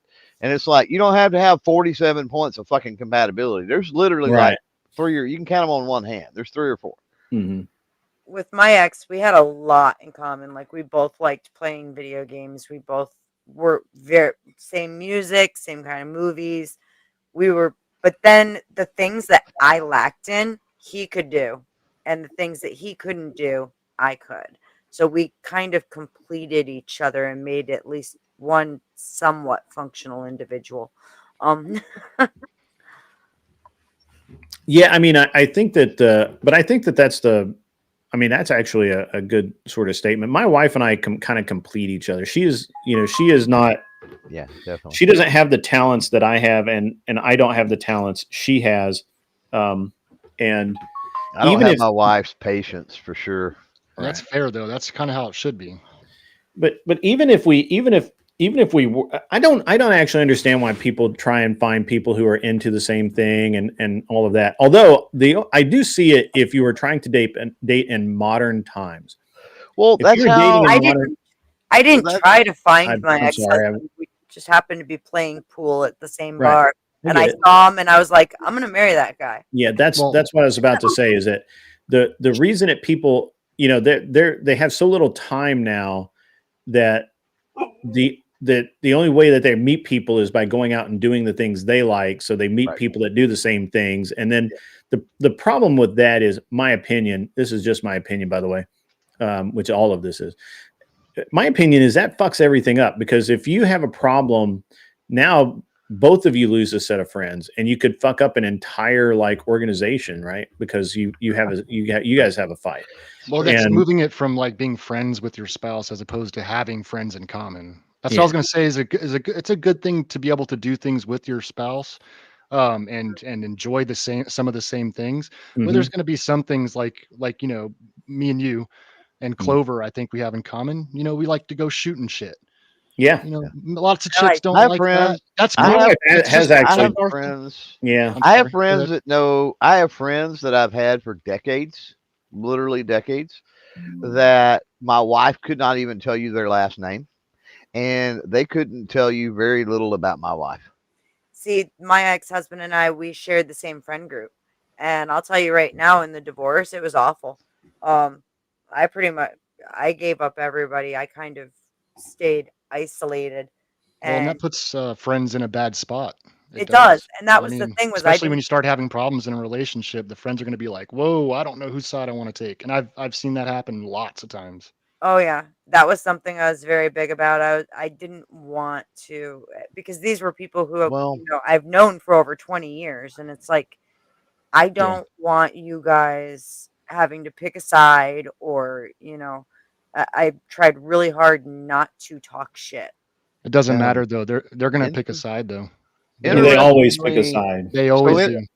Interestingly enough, over the years, we've, like I said, she's had, her friends, I've had my friends type thing.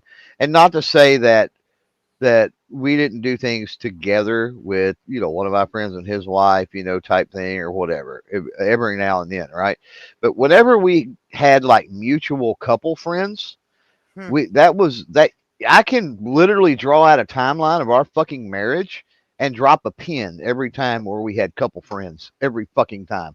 That's what And I'm saying. there was problems in our marriage, and we finally said, "Fuck it, we'll have our own friends. Every now and then, we'll go out to dinner, or we'll go to the fair, we'll go to do something, right? And it'll be a couple thing every now and then. But this constant fucking neighbor friend couple thing, that never worked for us." Well, there was a problem. My ex-husband got it, like I was saying before, like, he was one of those ones that didn't want me talking to other men, or, really having friends. Over time, I became very isolated, because there was always something, he didn't like them, or he was concerned about them potentially influencing me in bad ways. I was usually like the designated driver for the girls, and because they all acted like fools. It was horrible. I hated it. But My wife and I shot a match together once. Here's a picture. that is Yeah. awesome. Yeah. Yeah. I love shooting. She did it one time. One time, and that's it. So, but no, my wife and I don't do the same things again. My wife doesn't like to go fishing. She's gone fishing with me. Sure. Absolutely. She has. But does she like to go fishing? No, she does not. Does she has she gone shooting with me? Absolutely, she has. Does she like to do it? Not really. Didn't really care. And that's okay. Right? Yeah, My it's totally wife, okay. They My can wife- go and they can, go shopping and buy their makeup and do all that shit. And my wife has no inclination to do the things I do unless I ask or tell her she's going. And then she's Great. more than happy to go with, more than happy. Yes. But she will never interject herself into just tagging along. Like that's Mhm. not a thing. Yeah. Do you do things that she likes to do with her sometimes? Very fucking rarely. What about Yeah. you, Grid? Because I can't stand it. Well, and she says she's up in her fifis that I'm an asshole. And it's No. like, I'm not in my element. I'm not in my Yeah. zone. I'm not able to adapt. I don't know how to handle this situation. You don't like to because paint of my pottery and shit. I just got because you. of my personality, Let right? me see. I might have a So, picture of it's that different. too. So let me see. She enjoys going. Here's the thing about my wife. She enjoys seeing me in my element. So there's enjoyment beyond the activity Mm-hmm. for her, right? And I Yeah. hate and I don't want to get vulgar and say that things like that turn her on, but in a way they do. No, they do. It's very yeah. It's not It's the reverse, huge right? My turn wife on. doing pottery does not turn me on, Yeah, right? no. Well, But when here's it some comes words of down wisdom. when it comes down to men doing men things, there is nothing hotter than seeing your man in his element doing what he does best and what he loves to do. Because as a woman, you're getting to see this passion in him that as women, like we are often overcome by our feelings, right? We're very in touch with those fuckers. Um and men tend to be very stoic and kind of reserved about it. So seeing you guys in those moments is definitely hot. Yeah. So I don't like shopping for purses. Oh, I don't like don't like shopping. shopping for Actually, I Oh, don't like shopping really at all. dude, when Huh. when I take control of the shopping, which is very very rare, honestly. A lot of times, my wife, before I even get up on like Sunday mornings, she's done got up and went and done most of the stuff.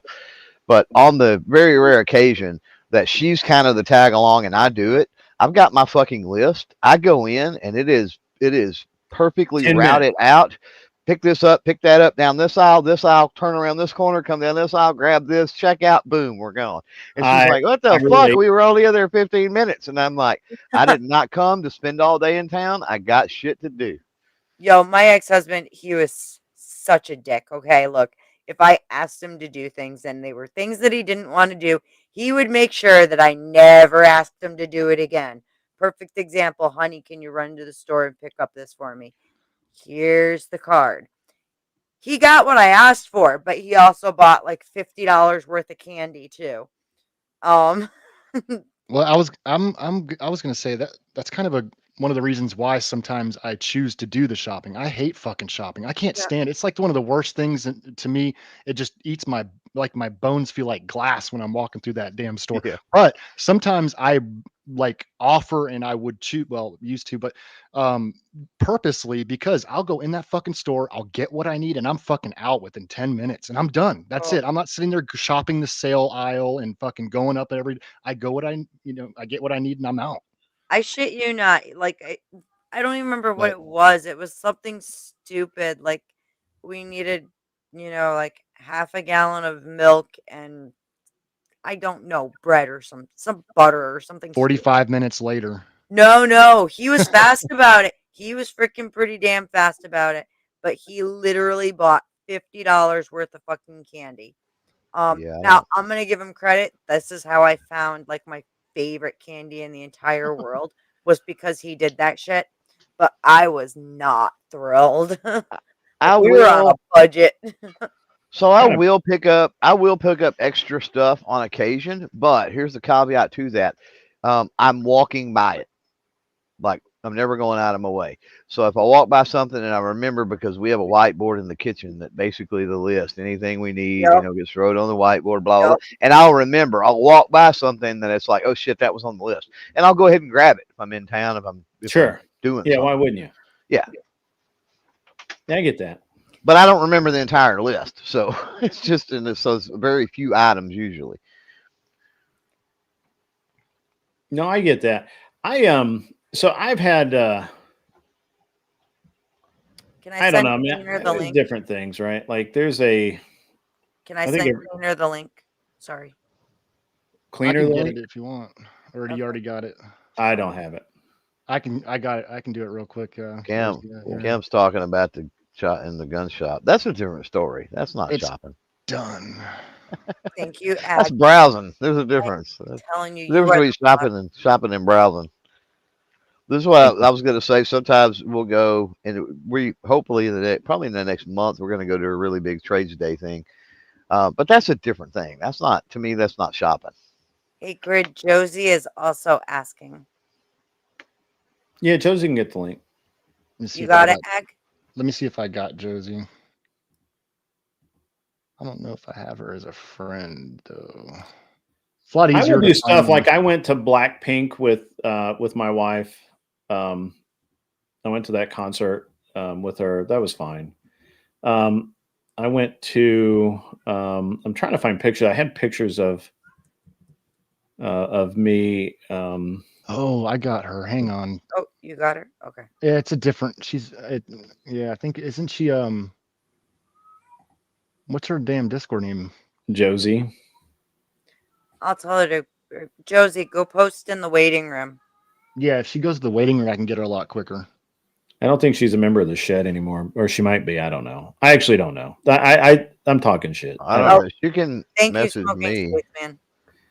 Yeah, you or me. She can message either. You know what? I want to show. So there we go. Cleaner's been in the back. All right. So I'm going to show you guys. Let me see if I can get this.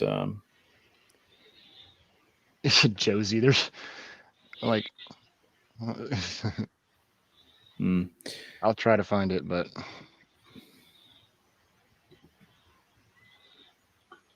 I think a lot of people forget that men and women make friends in different ways. Like men decide to be friends with another person in a different way from women do, primarily. Now there's other, like there are things that are similar, right? But like men typically like will be friends with someone who's ugly as fuck. That's another man, and we're cool with that. We don't give a shit because it has to do with like a respect matrix, a loyalty matrix, things like that. Whereas women will typically be friends with someone who's within their same attractiveness ratio. Not always, but typically. Yeah. Well, that's a good point too. That men also I think men have far more compartmentalized friends than women. Yeah. Like I can have friends that this specific activity or this specific niche or whatever, right? And I don't talk to them at all outside of that because either I don't agree with them or maybe I don't even like them very much as a person. Yeah. When my wife goes shopping, she's getting stuff like this. I don't care anything about that. That's shopping? That's shopping. I don't care anything about that. Crazy. What is she getting? What is she getting, you said? The bag. Watch, ring. Her and I should that hang little out. pillow right there. That little pillow, by the way, that was an expensive little pillow. And you know what? That's actually that stuff. The thing is that it actually goes up in value when you get out of the store, unlike most designer stuff, which is Right now it very does smart. for sure. Yeah. No. It's the only person my wife is the only person I know that goes in and knows that when she buys X purse that she can sell it and like make money on it. Like it's hilarious. Chanel and Hermes are about the only ones. Yeah, that's what she buys is Hermes and Chanel. That's almost a man's way of thinking, is it not? Yeah, I've never. I've been rubbing off on her. It's a for boss a long babe time. way of Good, thinking. The actual boss babes, not the fake ones. What's that? That's cool. That's really cool. Boss babe way of shopping, Yeah. not like the bimbo. Yeah, boss no. babes. I think Josie, we're just saying like it's typically a trait that's more associated with men because we see the Yes. value of items, you know. Like not saying anything, derogatory towards your gal, I Griff. don't know, Just saying, Cleaner. I think they see the value of it. They just don't care. I that could think that be. there's like masculine traits. That I could think that be. there's masculine traits that are very like useful, that are actually good to have as a woman when it comes to Hmm. like a relationship. And I really don't think that there's anything wrong with that. It doesn't emasculate the men, not even one bit. It might be No, more like cultural in a Well, way. Let's just I say don't that. know that I don't know that I would say having those traits, but definitely recognizing that they exist and can be applied at any given time, for sure. I think it's the masculine energy has to be channeled properly. Once it's channeled properly as you grow up, for example, Yeah, you do that by agreed. having a dad in the home, right? If it's channeled properly, I think it can be extremely beneficial in the long run. It can be. It's kind of case specific though, It's not like there's a few traits that I would say that men generally will typically have that would probably be good for women in relationships with men to have, like an understanding of respect and a certain level of stoicism I would expect from a lady that's going to be in my life. But I wouldn't expect her to be at the same level of like how much she values respect or being a stoic person as I would, right? Yeah, but here's the thing too, is that like, the masculine energy, like if she's like really successful at work, a lot of women don't put that aside when they come home, they still want to like boss around. It's like you need to, as long as you that Sure. more masculine personality trait comes out like outside, but as long as you don't bring it back in the marriage, I think that's where a lot of I people think don't that's draw the a line. misnomer. Actually, I think that I think saying it's first of all, I think saying it's masculine energy is assigning it a value that doesn't exist, and second, Well, it's because it's more recognized in the personality traits amongst men more I than women. disagree. That's why they say that. No, I disagree. I think it's equal in both. It's just more valued in men. It's not valued in women. Oh, okay, So yeah. that's both. I mean, it's equal. You have equal dispersion. I don't. I would very much disagree with that. However, what I would say is that because when I started this out was, or what I started this out with was, is that it's very interesting to me how there's so many men that want women to submit. But the problem is that the only person it's not a problem for me, but the only person my wife submits to, and who I ever expect her to submit to, is me. With outside of the home, she can be as disagreeable as she needs to be in her daily Oh yeah. life, right? Like I don't have a problem with my wife telling Yeah, agreed. someone that works with her to go Fuck fuck off. themselves Yep. or whatever, Oh. right? Well, while Yeah, it's my man true, actually men expects me to do that. Like men it's like, masculine yeah, better. I Men get like you what better bro But that's everybody. again not a masculine trait. I mean, women are.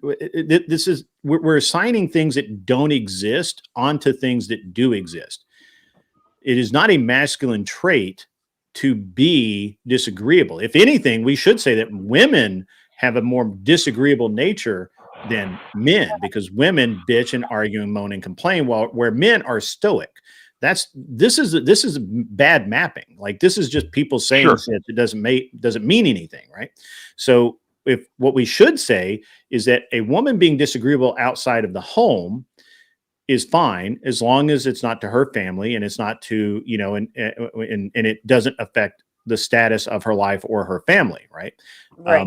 However, when she comes home and she's in the house in her home with her husband, then, as we used to say in the olden days, and what I'm about to get canceled for saying for right now, woman, know your place. No, I agree with that completely. The man is supposed to be the cornerstone of the household and the family. And I do think that out in society, women have had to adjust the way that they interact with people, um, for the simple fact that, a lot of us end up having to have jobs. And especially when you're a single woman, to some degree, you need to be able to take care of yourself. You can't, if you don't have See, a spouse. the thing, Beth, is like when it comes to jobs, the very few things that people actually assign to like more masculine in jobs, like leadership, The typical triumvirate of masculine traits in leadership positions, CEOs, things like that, bosses. Um, Women don't actually have to be agreeable, right? Like the thing is, women think they have to be agreeable, but they don't. They've been You told. can actually be very disagreeable and still be a CEO, or get right there next to the CEO. Or I mean, like I've seen women who are really good at their job. They're results oriented. They're not built like typical women. They're able to see things in a different way, and they rock it right through the chain. Yeah. One year she's working this job. Next year I talk to her. She's 2 levels up because she understands the next level and does the job the same way a guy does, which is my job as any kind of employee until I'm the boss in charge of it or the owner. My job as any kind of employee is to work to the point where my boss doesn't have to work, because then he's getting pushed into a position higher than himself. I'm supposed to make him look so good, someone wants to promote him and put me in his spot. Well, as women, you have to be tough in order to excel in those in jobs and positions like that. No. You should be tough. You don't have to be tough, because you can be. We've literally gone through this phase where people have said, well, it's not fair to ask women to act like men, even though the next that's never been the case, right? This is actually why I really truly hate feminism. They've taken strong women and equated them to weak men, and somehow gotten the fuck away with it. Right? There's nothing wrong with a woman. Look, realize that back back in the olden days, as my mother would say, women ran entire households, which were like small towns in some cases, with 12 kids and grandkids and neighbors and all of this shit, and making sure everybody got fed, and making sure that all the laundry got done, all of these things, which is like running a small city. And they did it by being disagreeable, by literally saying, you do that or I'm going to beat your ass. Exactly. And do it or I'm telling dad. Do it or I'm telling dad. Yep. Look, what I'm saying is that it's not that you necessarily have to be tough in order to excel in those positions. It's a matter of there might be somebody who's tougher than you who will blast right past you, like cleaner. Yeah, but I mean that's competition. Might be. Steve Posey makes the best point of all of this. Women have no idea how to act like a man. Why we keep assigning that women are acting like a man, I don't understand. It's like this. It's like Rollo wrote this book, and before that there was feminism, and people were started attributing, traits that were across the board, had equal dispersion. All of a sudden they became masculine traits. These are male traits, and now we need women to have those traits, even though they already had those fucking traits. It's really weird to me. It's so strange. Let me ask you. Let me ask you. I want to ask, because this is very interesting to me. Does anyone in this chat think that someone could walk up to Rachel Wilson, Andrew Wilson's wife, and tell her what to do, and she would just meekly do it? No. I wouldn't expect anybody to be able to go up to anybody and tell them what to do and expect. Exactly. I can't stand when you're like on a debate panel, and like you always have some guy to be like, well, where's your man, lady? That's a very masculine thing to do, to be like out there and like arguing with men. Well, to be fair, I don't owe you shit. I want to answer Angel Berber really quick. This is actually really impressive, because this is going to make a great point. The issue with this is women with the CEO mentality don't recognize the time and place for it. They continue it 24/7. You have to know the basic lesson, time and place, but neither do men. Most CEOs, the most successful men in society, run through women, not because they're bad, that they're just bad actors and they just want to run through a bunch of women, but because women can't put up with the shit that men put them through when they have to do it. when you're working 60, 80 hours a week and you forget about coming home for dinner and you don't care about your son's birthday party because you got a deal that's worth $20 billion coming down, and that's we judge men differently for it. When a man does it, he is successful, he is wonderful, he's a leader. When a woman does it, she's failing, and she is failing her family, which, by the way, I actually agree with. I agree with that. Yeah. The fact is that both men and women do the same thing. However, it's better for men to do it because men don't carry babies. That's right.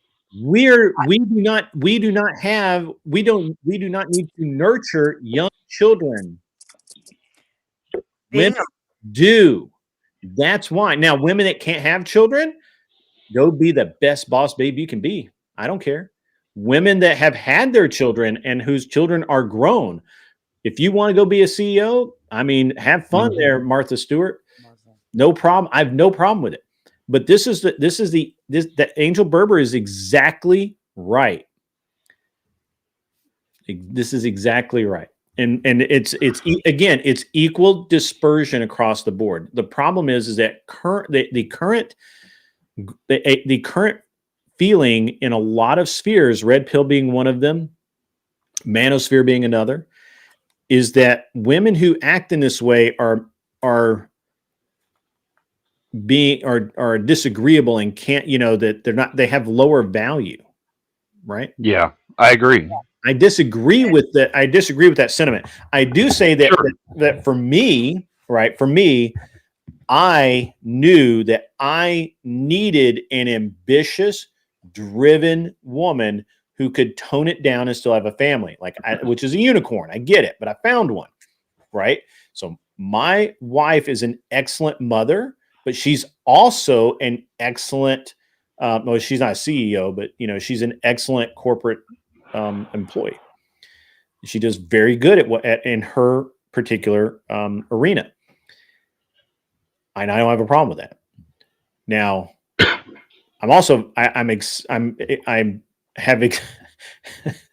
I have maximum God level self-confidence. So it never actually occurs to me that my wife would leave me. Like, that's just not going to fucking happen. And so, that's, I'm just saying, I've just, absolute self-confidence carries the day a lot of times.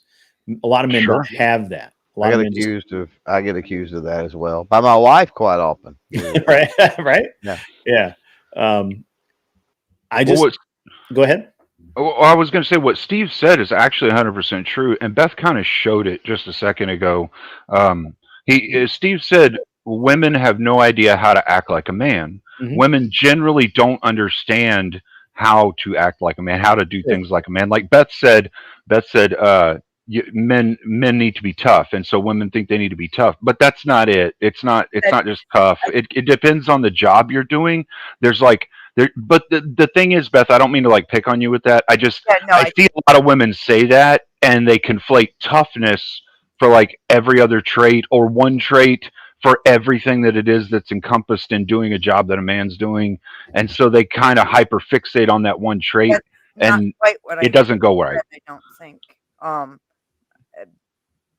I had mentioned that men are more stoic when it comes to a bunch of things, but how did I word it? I'm not quite sure how I worded it. It's okay. Look, yeah, I wasn't trying to single you out.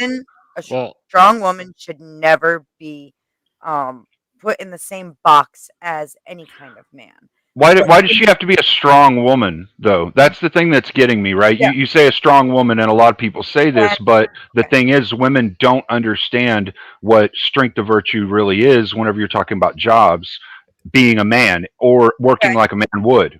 Okay, so even as a mother within my home, raising children, I have to be strong in a lot of ways. I need to be able to push through when I'm sick and the kids are sick.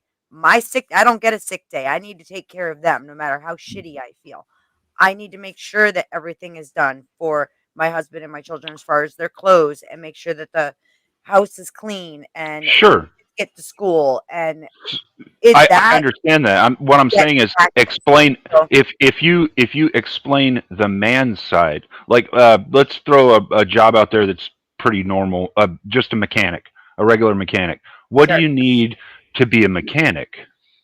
In addition to the knowledge of how to do your job, you need the drive to even go and do the job. You need to have the focus on and the goals to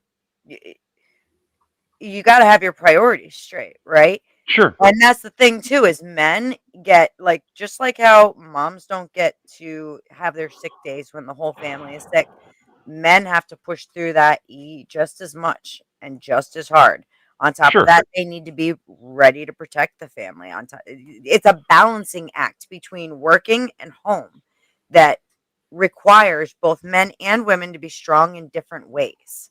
That was kind of what I was trying to get at. Look, just because I say I get it. I get it. Be tough, it's not in the same way at all. I get it. And like I said, I wasn't like trying to single you out with it. It's just you kind of made a statement, so I could build something off of it that actually matters in what we're talking about. What Grit is saying, where there's like a time and a place for a woman to be agreeable and disagreeable. There's a time and a place where a man is going to be more asshole-like, or whatever you want to call it, right? More abrasive. Well, at home, he's not always going to be more abrasive with his kids or his wife, but at work, if he's dealing with other assholes, he's dealing with people who are bad customers, bad, whatever. I mean, he may be more abrasive. He may be just flat out says, "I'm not going to work with you. Goodbye. Go away." He may need to hold it in and suppress it, and still say, "I'm sorry. Let me fix that for you," even though this guy's being a total douche nozzle. Sure. There's all kinds of like figuring out how to navigate people, but you behave differently at home from out in society. And I do think that's another important thing that I'm not going to say you get that wrong, Beth, because I don't know what you act like at home, so I couldn't say that. But like women in general, they think that like, oh, well, if I'm going to be a boss babe, I've got to go home and I've got to command the home too. And it's like, nah, like your personal behavior and your business behavior are two different things. And a lot of women don't understand that, but they also don't understand what it is whenever we're saying like, to a degree, when a guy goes into a guy career field, he's got to be thick skinned. Well, there's some of that. There's some of that not caring about what other dudes said too. There's some that's just like flat out not give a shit. Like, oh yeah, okay, you said that. Who fucking cares? I'm busy turning a wrench right now. I don't have time for it. Like there's a lot that goes into it, but people get hyper fixated on one or two traits that they call masculine when we're doing a job, and they typically will take that to an extreme. And a lot of the times what we're seeing, and this is something that's happening in society that we're seeing too, ultra degeneracy because of the extreme of a trait of a man. So women think that guys who are looked at as more attractive or getting more ladies or whatever, having more ladies in their life, are a higher tier man in some way. They take that same attractive quality, that same charismatic quality, and they take it to the extreme and they do degenerate shit with it. Or they see a degenerate quality within men that a small group of men will be like, "Oh, good for you, you got the girl." But like that's not what men like when you're a man, when you grow up, that's not generally what men give a shit about. We care about shit, dude. You've had a wife for 22 years and you've managed to keep that woman. That's fucking awesome, right? Yeah, and using words like need and require for some of these traits is like kind of like even nowadays. A lot of parents don't need and require some of these traits, or even spouses don't require some of these. They don't need these things. They're just doing it anyways. They're fucking it up. And there's another thing when it comes down to the idea. Oops, sorry, Ag. My bad. No, you're good. I just dropped a huge F-bomb. I know we curse, but my bad. He got French on us. Don't go doing that. But I just think that I just think it's very interesting how we assign masculine and feminine values where they're really not necessarily those values at all, right? Right. Like they're just values. They're two very different things. Just like how another perfect example, where men need to be strong in dealing with people while they're at their job. The wife needs to be just as strong when he comes home and he's in a bad mood and he snaps at her for no fucking reason, and be able to suppress that, take a deep breath, and be like, I need to give him No, they space don't. or whatever. You know, that an interesting thing is that even, you know, well, they should be able to handle the shit themselves, is what I'm saying. But you know, if you're in a relationship, sometimes shit happens, and they walk in the door and, you know, freaking just. No, I think snap it's a her. W if the man forgets how the washer and the vacuum works. Like if they forget, I think that's a W. Like I like that. That's an L. I actually do my own No, that's laundry. a W. Man should be able to take trust that people to bitch do my apart, laundry. put it back together, I have and trust issues. vacuum quicker than. I have trust issues. I Go ahead. do my own laundry. Agreed, Grid. I've had You know way what? too many was shirts sick turned once. pink. I was sick once and did not get to starting laundry. My ex-husband ran his clothes because he needed some clothes done without any soap in it because he didn't know how to fucking do laundry. Like, I'm like, did you think the washing machine was gonna put you it can't in? help that, but Yeah, I you do know my own what, laundry. Grid? It's Hair of the funny you Dog say says that. he Like, my doesn't man trust actually, any of us with advice about his life. That's good because I don't know anything about your life. my I'm man not- actually I'm not giving you life recently let advice. me do his laundry. That's funny you say that because it To was be like fair, no, yeah, that's a I specific wouldn't. way of getting it done. To be fair, I wouldn't trust somebody with the name of Hair of the Dog to do for any life advice either. Probably not. true. Yeah. I'd probably drink a beer or two with them though to see who they were and catch their That's story fair. and shit. Because that's fair. I mean, they're probably interesting. Yeah. You know. Probably the tip Could of the be. berg. Could be. Yeah. He's the type of guy who tells me like, "Oh, your man must be gay because you're masculine as hell." When we're on a debate, right? Yeah. Okay. I don't know, but And see, but I think do my own laundry, but that's because I have to. Yeah. Right. I do. Well, I do. So here's the thing, though. Emmett. Here's really the hey, what's up, Emmett? Good to see you, my man. Here's the thing, though. I don't mind doing my stuff, right? Like I've done it. I did it for so long that it's just second nature for me to do it anyway. But really, I don't want my wife doing my laundry, right? Like Really? I don't want my shirts turned pink.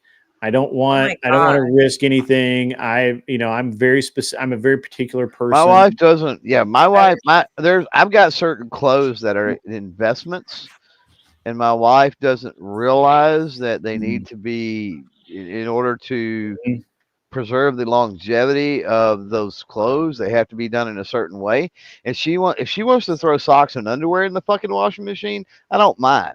But leave my pants and fucking shirts. Leave my pants and shirts alone. I'll do those. Question. That was the one and only time my ex-husband ever had to do laundry. Oh yes, Yeah. God. Okay. Well, I stayed on top of that. Just understand that. I mean, just understand that it's the idea of what's the right word here?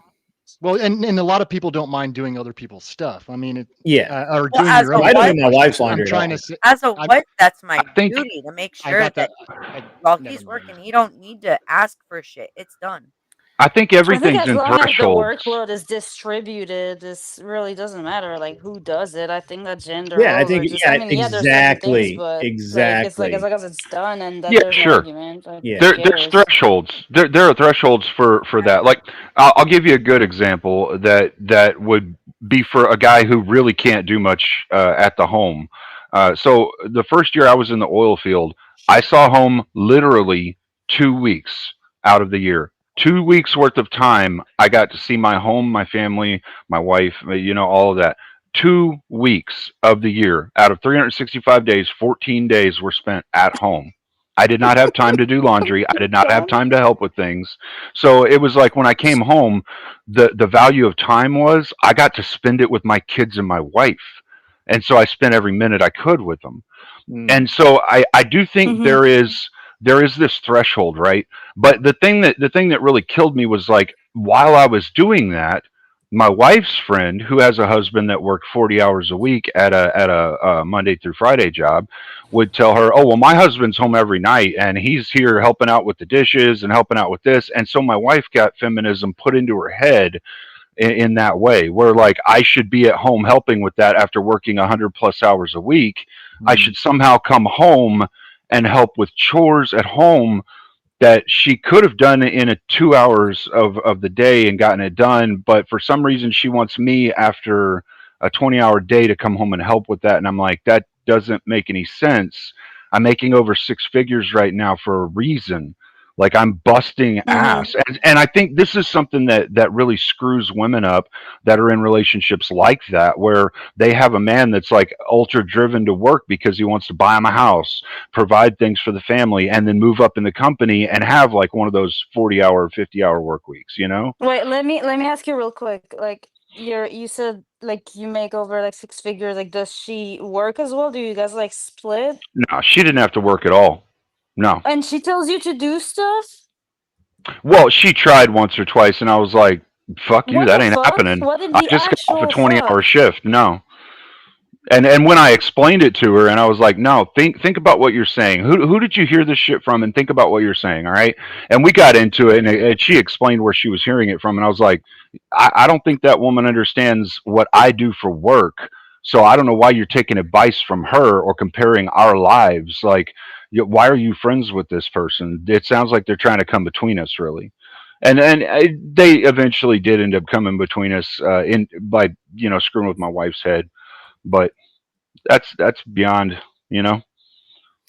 I mean, I look, I've kind of seen this similar thing, and not with my wife, but with other people's relationships. And I got to be honest. Look, so I don't ever touch my wife's clothes, right? Like I don't do her laundry. She does her laundry. I do my laundry for the most part. Obviously, much like Clover Tech, if she throws some socks and underwear in the washer while she's doing her stuff, that's fine. I don't care. But I have I just have a very specific way that I want things done, and I'm going to do it that way. Now, as far as cooking, I do a lot of the cooking. I'm a better cook for the most part than my wife is. I like to eat good food, and Sure. That was not. I probably do more cooking now with the kids grown and out of the house. Yeah. But my wife absolutely did the vast majority of the cooking with the kids. I did. Now I will be honest. Yeah. Now my wife cooks the kids' food. Yes, absolutely. But now I would say I probably do the majority of the cooking. My son's getting to the age where he does a good chunk of the cooking as well. So yeah, so I cook all the time, but it's because I have to, right? Right. Yeah, for sure. So it's like when you have to do some of these things that kind of sucks to have to do, even when they're not for somebody else. I mean, you still do what you got to do, right? Yeah. Oh yeah. I just find it very interesting that people label things in such a way, right? Like yeah, like doing laundry is some kind of womanly task or something. When you know what else? I played golf the other day with a guy wearing purple pants. I was like, that's weird. Like lavender or like Joker purple, Barney purple. Okay, like Joker purple. Joker purple's kind of cool sometimes, depending on where you're at. Yeah, I mean, he had the whole outfit going. He had like pink and purple shoes, the purple pants. That's nice. I mean, if I had, I forget what color his shirt was. Long and with a revolver. No, dude is a professional soccer player. Yeah, dude's a semi-pro soccer player. Okay.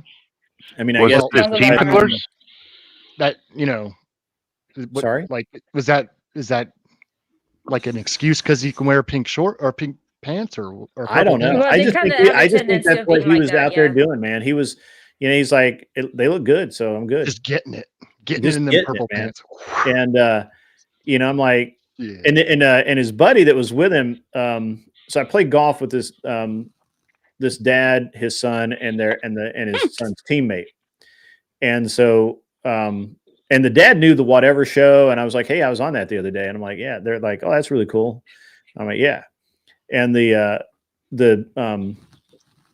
teammate guy, that dude had to be every bit of like 260, like right at 6 foot. Dude hit like, I was like, you're huge to play soccer. And he's like, yeah, I know. But whatever. And soccer is a hobby, not a sport. I mean, if they're getting paid, it's not a hobby anymore. I'm gonna tell you. Like, if you're getting a paycheck, it's not a hobby. And it's got a career. Yeah, You know, the thing and these that, dudes yeah. crushed the ball off the tee, man. I mean, they could punch it out. If they got a hold of it, they punch it out like 350 yards. I mean, it was just like these are they were the pros from Dover, and I'm just like, what the fuck ever. And their dad and I talked quite a bit, but the thing is that it reminded me of how when I was a kid in the 80s, I had a lavender and white BMX stunt bike, and it wasn't considered gay or anything. And it was very interesting the way that we have determined this is masculine and this is feminine with regard to color palette, with regard to the cut of somebody's jeans or whatever. Like, it's really funny. It's really interesting to me. Yeah, And right. I started looking through some of the like the because we've got my son's really big into like vintage clothes and stuff, and I mean, I had a bright ass yellow dyno. Did you really? With pegs on the front. I had Right. pegs on the front. Yeah, you and know the what I'm back. saying. Yeah. Yep. So I actually had the gyro handlebars. Yeah. I would Absolutely. freaking go to town on that thing. I had a chrome red line actual race bike. Those were freaking. They were awesome, right? And then I had lavender purple. It was called lavender, is basically purple, but it was lavender and white Cycle Pro, and it had everything. I mean, dude, it was like tricked out, pretty cool. And I mean, it wasn't anything to have it like that. And you know, bright yellow dynos. I actually remember a dyno comp. I took everything off and spray painted that shit. Did you really? That's funny. I had an Elf later than after the red line. I had an Elf, and then I had an Elf Cruiser. I wonder where Well, the fact that you knew how to took a bike down to be able to spray paint it as a kid, that's actually pretty good. Oh yeah. Well, I say kid. I was probably about, I don't know, 11 or 12. I've been riding bikes. Well, yeah, since I was young. Yeah. It was just it's just interesting the things my that dad never showed me none of that stuff. Trial and error.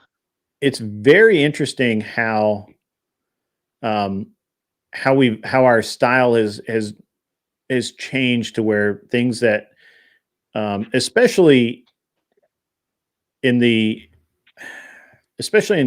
specific classes, it's just everything is gay, right? Like it's all gay, and I'm like, well, no, man. I was at Polo Ralph Lauren today, and I could have bought a really cool couple of shirts and but I looked at them like, it's not my color, right? It's not my color palette, and everything's brown now. By the way, I don't understand what this trend towards brown is, because I don't look good in brown. I just don't. Go to H&M. Go to H&M. They still have black and white and classic colors. They're just. I wear a lot of grays. I wear a lot of. I know my man does too. And very specific color greens. I wear a lot of, but not brown. Brown is just not my color. And but it's interesting that that it's. I don't know. It's just really fucking interesting how we've decided what is gay. Especially considering if you take the top designers in the world, take the top cooks in the world, take the top anything. Yeah, right? everything. It's men. It's men. I can tell you where the color thing came from. So I'm really understanding. I'm understanding. That started in 1917, 1918, 1919 in Great Britain. Ethel Gordon, huge fucking feminist in the medical career field, put out in a nursing journal in Great Britain that colors associated with little boys and little girl babies, pink being for little girls, blue being for little boys, and it took off. And it came over, and in the 1940s here in America, it exploded after that. And it was something that started, though, within the medical field. Yeah. Hey, it's interesting you say that, by the way. I'm going to answer fuck it button here, and then I'm going to talk to you. We'll get in that. I went from the Elf BMX bike to a free agent. I had 2 free agents, and then I bought an Elf Cruiser. I don't know what I did with the Elf Cruiser, because I actually thought I still had it, but I did a whole bunch of stuff, man. Back in the day, I was a big BMX guy. Rode a lot. BMX were pricey, man. I had a Huffy. Yeah. Yeah, the Huff. Yeah, well, I That's mean, why, that's why I did the Dino. They were a little bit cheaper. You Yeah. want to talk about road bikes for a minute, or No, nobody cares about carbon fiber frame $10,000 okay, pieces. mountain bikes? Yeah, like yes. BMXs are in that pricey compared to that, but you know You that's know, the beauty of it. the It's best thing after about that, like every other bike shit seems, oh, that's actually pretty fucking cheap. And Well, like, for a no, you're just teenager, used to fucking expensive. I mean, for a teenager, like that Yeah, extra yeah. $10, like buying a BMX for like $80 or getting a Huffy for like 60, 65, like there was a huge difference there. That meant working an extra 2 or 3 weekends doing lawns or something, you know? Yeah, yeah. I know I am. I had to because my parents didn't want to get me a BMX. I was looking to get one at some point.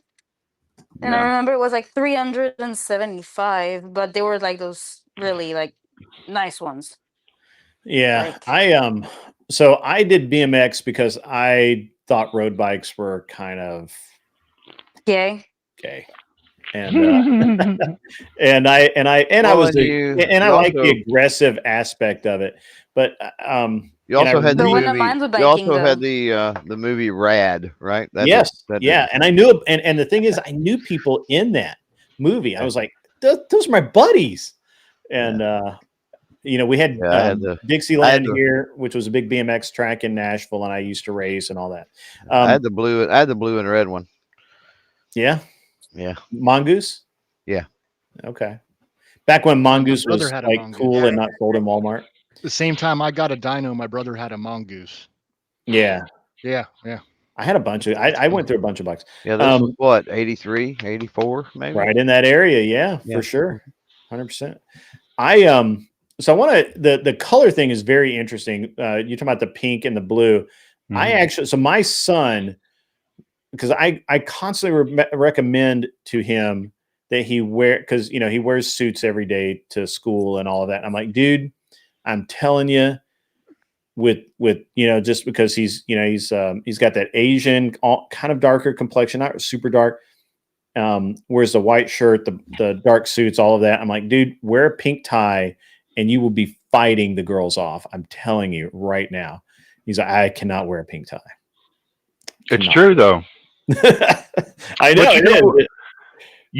Before that changed, the pink was seen as a less aggressive form of red, but red and purple were royalty colors. They were higher society colors. And so like it like they necessarily did flip-flop it completely as a part of the widget compartmentalization of men and women, like turning us into ideological widgets, basically. Like we're able to interchange. Like it was all a part of the re-scheming and demasculinization. Yeah, it's very interesting again because I had no problems wearing pink and purple t-shirts back, and I remember the all of the screen printed shirts that would have like bright blues and pinks and whatever on them, and I just, but then it's just all changed where I would never wear that shit now. I think I used to have a t-shirt with a pink flamingo on it that said Miami Vice or some shit. I could tell you a nice story about Rainbow.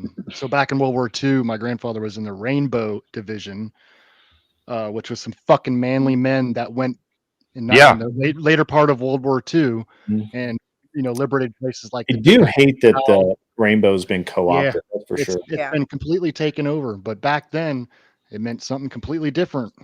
Sure. Well, I've still got a YouTube channel member emoji that is a rainbow. I refuse to fucking change it.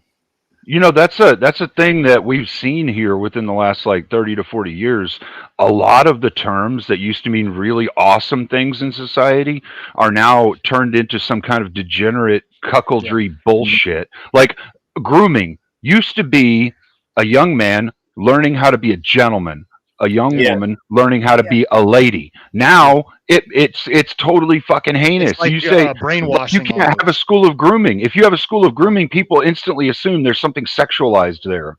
Or people are being brainwashed. Yeah, like they're grooming them to be something else than they are. And remember finishing schools?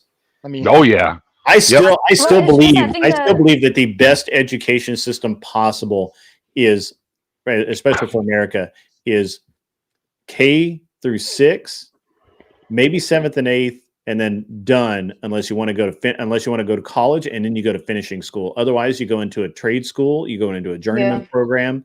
You follow, because at that point you're what, 15, 14, 15. You go to work every day with your whoever you're an apprentice to. You learn the trade. Well, you make a little closer bit of to 8th grade, because by the time like 8th grade, you're what, 14, 15, not 6th grade. So it'd be kind of it'd be like elementary and middle school, and then you'd be at the right age where you're talking about. I think the thing he's getting at though is there's almost no reason for high school because high school really is an entry into a trade. But a lot of this stuff they're starting in elementary and middle school. I mean, by the time you're high school, you're already kind of on a path, so to speak. You can see it within the Amish communities, right? Yep. Where like I had my siding and my windows done, and the individual who is the job boss was only he was only like 15 years old, and that kid worked his ass off. He did great. They did a phenomenal job. They were fast and they did good, and I mean, I was so impressed. It was awesome. So Grit, by the way, like your son can do a pink shirt instead, like a pink dress shirt instead. He will not do it. I promise you, he won't do a pink dress shirt. Yeah, but that's even not if he because did. That's because he doesn't want to be teased by the other guys. Yeah, even if I wanted him to do a pink dress shirt, he wouldn't. He couldn't because for shirts, the shirts have to be white, French blue, or French blue and white striped. But do French blue then. So he's Asian. Like, I mean, my man is Asian. Like those colors, I know which colors. Well, that's school rule. Trust me, he was with it every day. So. Yeah, the school rule is there are 3 colors of shirt that you can wear. They've got school colors. Yeah, they got dress code. Yeah. But he can wear whatever color tie he wants. And I'm like, dude, I'm telling you, dark suit, white shirt, pink tie. That's what I love about homeschooling my kids is there's no dress code. Yeah. The enforcement of the I love the dress code, man. I love the dress code. The dress code. I still make them do their stuff in the mornings, especially because you've got a lot of younger girls who are maturing rather quickly and going into class, and I never let my kid go to school dressed the way I Boys too. Boys are the same way though, Beth. Like how many times have you walked? How many times have you walked into a corner store and there's like a half a dozen, like between the gas pump and the corner store or the little parking lot in the corner store, there's like half a dozen dudes with their fucking pants down near their ankles. Yeah. And they just got to school. I actually have I think there's a better question here. I think the better question is that are girls really maturing earlier, or are we just infantilizing them longer? I think people I think they're infantilized longer. Yeah, they're infantilized. I do. Absolutely. I agree. I remember when I was in 6th grade, and I remember all the girls started getting their boobs, and I'm like, I like this. I like it a lot. Yeah, but physical maturity has nothing to do with personal and mental and emotional maturity. That's true, They're completely separate things. There's just too many growth hormones in the milk. Well, Beth, the point is well, that it's not just in the milk. It's not just that they're. And I don't buy into that bullshit either. By the way, that's not been proven scientifically. No. I don't buy into it either. That's just people saying shit to say shit. We don't that because they don't want milk that keeps them healthy, I guess, or some shit. I don't know. Anyway, I'm making a joke. I know, but the reality is that for whatever reason, we see society at large seems surprised when in 5th and 6th grade, all of a sudden chicks have boobs. It's always been that way. I remember, and I'm sure everybody remembers, in 4th grade, they start looking like they've got boobs. And by 6th grade, they got full on boobs. And I don't understand why drinking milk. I don't understand why people today say, well, these women are so much more, developed now. And I'm like, no, they're not more developed. You just don't want them to be that developed because you want them to be 8 years old for 5 years or whatever, I mean, that's dumb. But we're the only species of creatures on Earth that drink milk past infancy, and we don't even drink our own milk. We drink it from a cow. That's disgusting. What does it have to do with what we're talking about? Because it was just talking about people drinking milk and No, that was hormones. I made a smart ass. Yes, it was. I Joseph, made a keep up. smart ass comment about. What are you I made a talking? smart ass comment about milk. Made I'm a so Allergic to sorry. bullshit. I was just bullshitting. Yeah, we're just bullshitting. Yeah, I'm allergic to bullshit. I just sneezed my ass off there. Oh, my bad. No, you're good. I do think it's interesting. So though. here's Come where on, the guys. You're right, changes though, come, now. Grid. Here's where the changes come is what we allow our children to wear, the way they're allowed to dress and conduct themselves. There were mini skirts when I was in school. Yeah. I remember, and I There's appreciated no every difference. single one of them. Sure you did.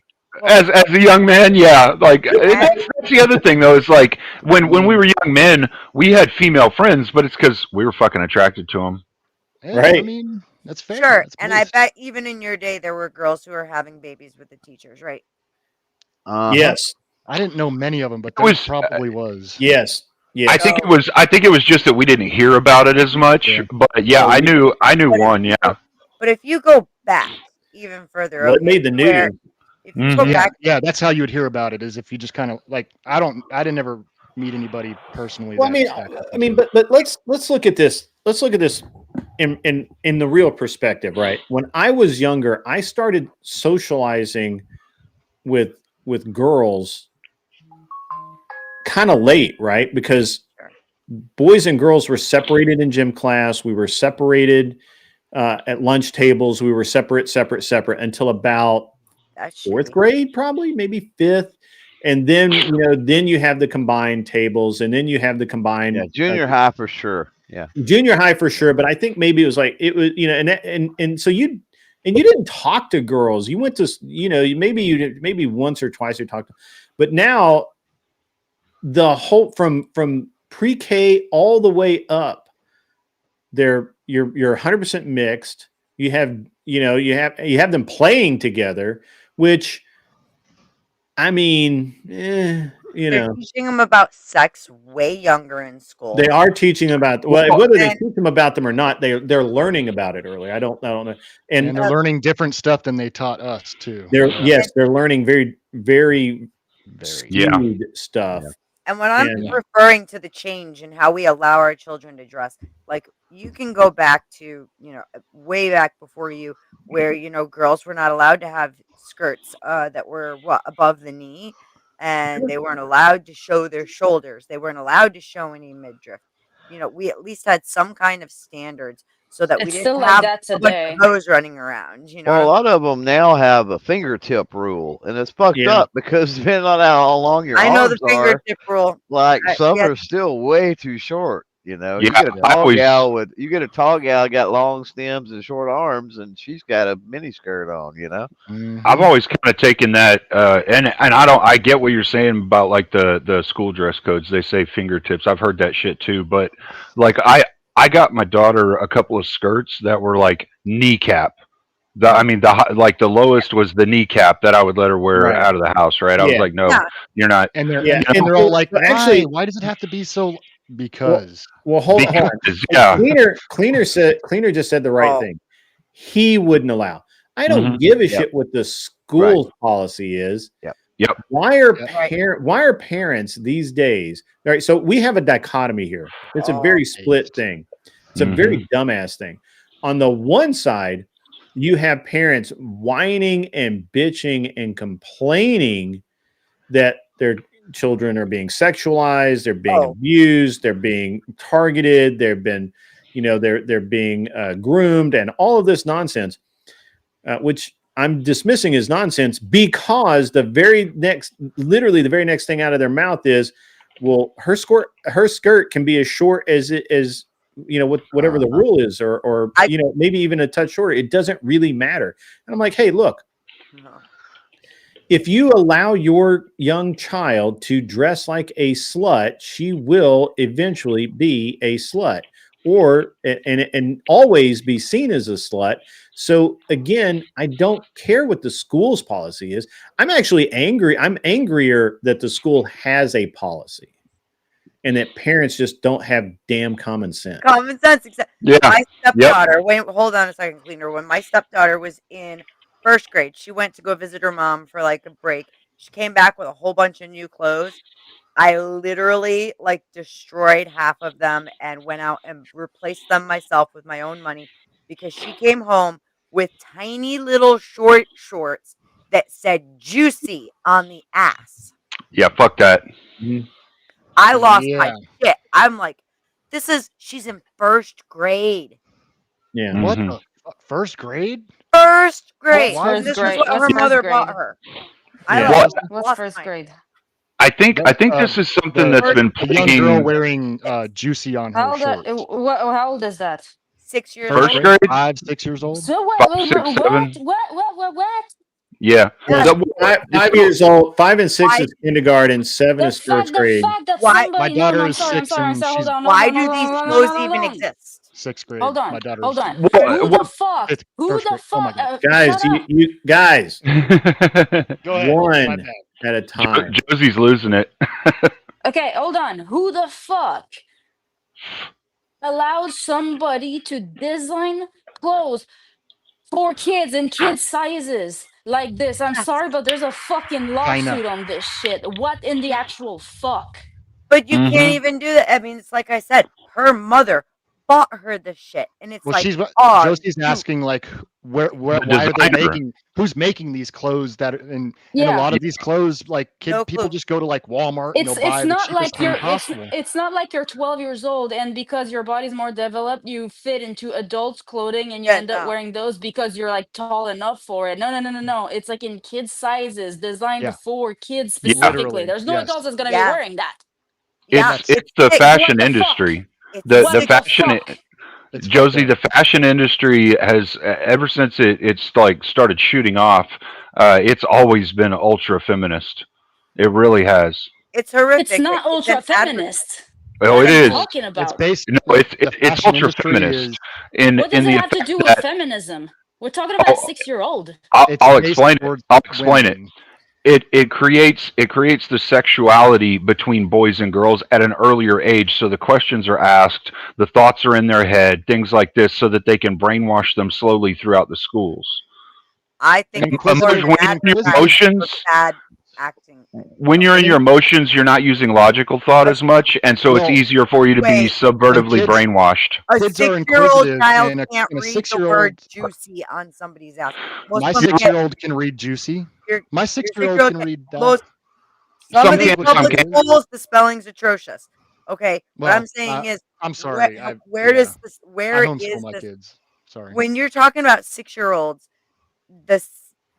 there's not that sexual like. But if they can read, they're gonna wonder what Yeah. why is there juicy written on these No. I'm people's sorry. butts? It's the adults who It's not. designed that as a Their freaking brain is. pedophile. Well, I'm hold on, sorry. Well, of hold course. on, guys. We're not saying it's not the You guys adult, are but you guys are like Right, good. all saying the same thing. Yeah. yeah. So we don't have to argue over it. The reality is that it doesn't matter if someone makes the clothes, if parents are dumb enough to buy them, that's on them. I don't care what the school's policy is. My son's school policy is he can wear shorts and a polo on semi-casual days. Do you know how many days he's worn shorts to school in the past 3 years? One, None. maybe? Zero. None. He wears Zero. suits.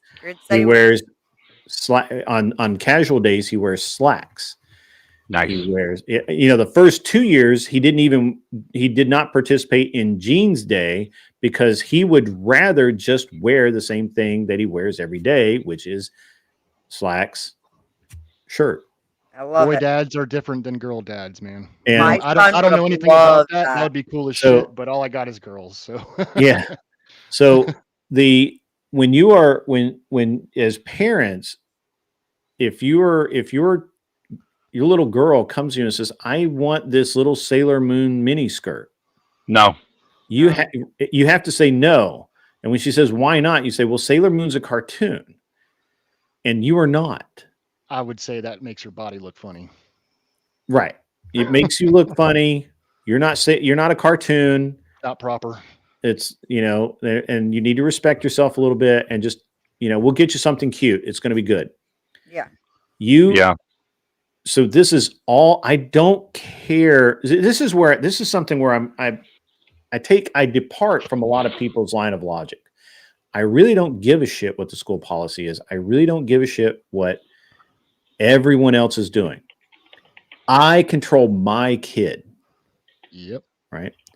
And so if more parents did that, also, if more parents weren't trying to be friends with their kids, the reason that these young girls go to school in miniskirts is their moms want to relive their school age years through these young girls, their children, and instead of treating them like their children who need to grow up in a wholesome, loving environment where they're not being pimped out to relive your younger years.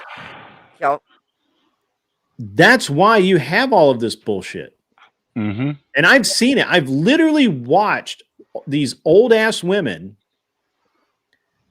sit there and tell their 10, 12, 13-year-old daughters that it's okay to wear these mini skirts because it makes them look hot. There's no 12-year-old girl that needs to look hot. Yeah, no. That's not how I like the girl. There's no reason for this it. This does not exist anywhere in the world. But it's the same thing. It's the same thing that it's the exact same thing when they're doing these damn beauty contests. Oh yeah. Oh, dude, the tumble and cheer places around here. Holy shit! I call it the school for horrors or something. It is. It is. It's exactly. It's poison training. Dude. Well, poison training. You guys remember? The thing is, depending on the age, their children's brains do not go directly to sex. So you have to question. Yeah, again, I don't care. Parents, I don't care. The kids are not responsible for this. No, I don't care that the kids' brains go there. I only care that the parents are dumb enough to fuck their kids up. I think she. I think that's where she was going with it. She was just explaining from the child's point of view, then to the adult. We're all kind of talking past each other. Yeah. I don't care about. I don't care what my son thinks. I do. It's irrelevant what my son thinks. My son, he can, if he has questions, he can come and ask me later. But sure, that's not what I'm saying. When the rule is, the rule is the rule. What I'm saying, Grit, is that it's a matter of we know that this is not like advertisement for their peers. So who the yes, if the parents are buying it, it's on them. But then you also need to look at who's manufacturing this and for what reason, like Josie brought up. Well, yeah, and it's always been. That's what I was trying to say. That's how it's always kind of been. It's like, I want to be pretty like that. It's called a role model. I mean, guys have the same thing. I mean, we look up to sports players and stuff like that when we're growing up. Women look up to these, their mom and their, really hot women. It's like, oh, I want to be like that. I want to wear that short pair of shorts with juicy on the ass, and then their friends see it and they're like, oh, I want to be like my friend who's really cute and pretty and wear this, and it is, it's a marketing thing. Yeah. Yeah. They're trying to market our fucking kids. And it's been going on forever. If I lose connection, it's not, I didn't drop the, rage quit. I have a battery from my house, but the fucking tower that everything goes through over here, I don't know why, but AT&T didn't put a battery on that tower, so it dies. So, and there's thunderstorms like crazy. No, I'm in Houston. The thunderstorms here are fucking crazy right now. It's funny because I had like the lights flash a couple of times here too. Exorcism. We had it pretty rough. It's like I almost lost power, but not quite. Yeah. So I didn't have to reset the clocks, so that's good. That's funny. I don't have to reset any of the clocks in my house whenever I lose grid power and it goes to battery, because it's almost instantaneous. But for some reason, my coffee maker senses the drop in power, and I have to reset the damn timer on it. Dude, it's weird. My old one used to, because we get, especially since very early, this morning, I guess it was pretty bad here too, and it was pretty bad recently here, but my old pot would do that. The new one I've got though, oh man, they can be out for like 5 minutes, and it's your coffee maker has a timer on that. You make that much? Yeah. Yeah, I cannot drink. I really it's going to sound fucking horrible, but I've had experiences seeing shit in the water, and I'm just like, no. And then, like, you know, WC Fields made a very good point. Like, fish fucking water. Why do you want to drink that shit? Yeah. So if it's not boiled, water. if it's not boiled and cleaned somehow, like it, yeah, no. I have a whole filtration system. Yeah, I don't drink. I don't drink tap water ever. I don't care where I feel like this bears repeating. It's a fun fact. Bears repeating. That's true. That's legit right there. Get one of them for my dog. Okay. You know what else is cool? You can have an animal with you, and it doesn't actually have to be a medical support animal, but all you have to do is just get a vest thing for it that says support animal, and no one can ask you questions about that because it's your private medical information. They can only ask you two questions. One is, are they a service animal dog? And then what's the other one?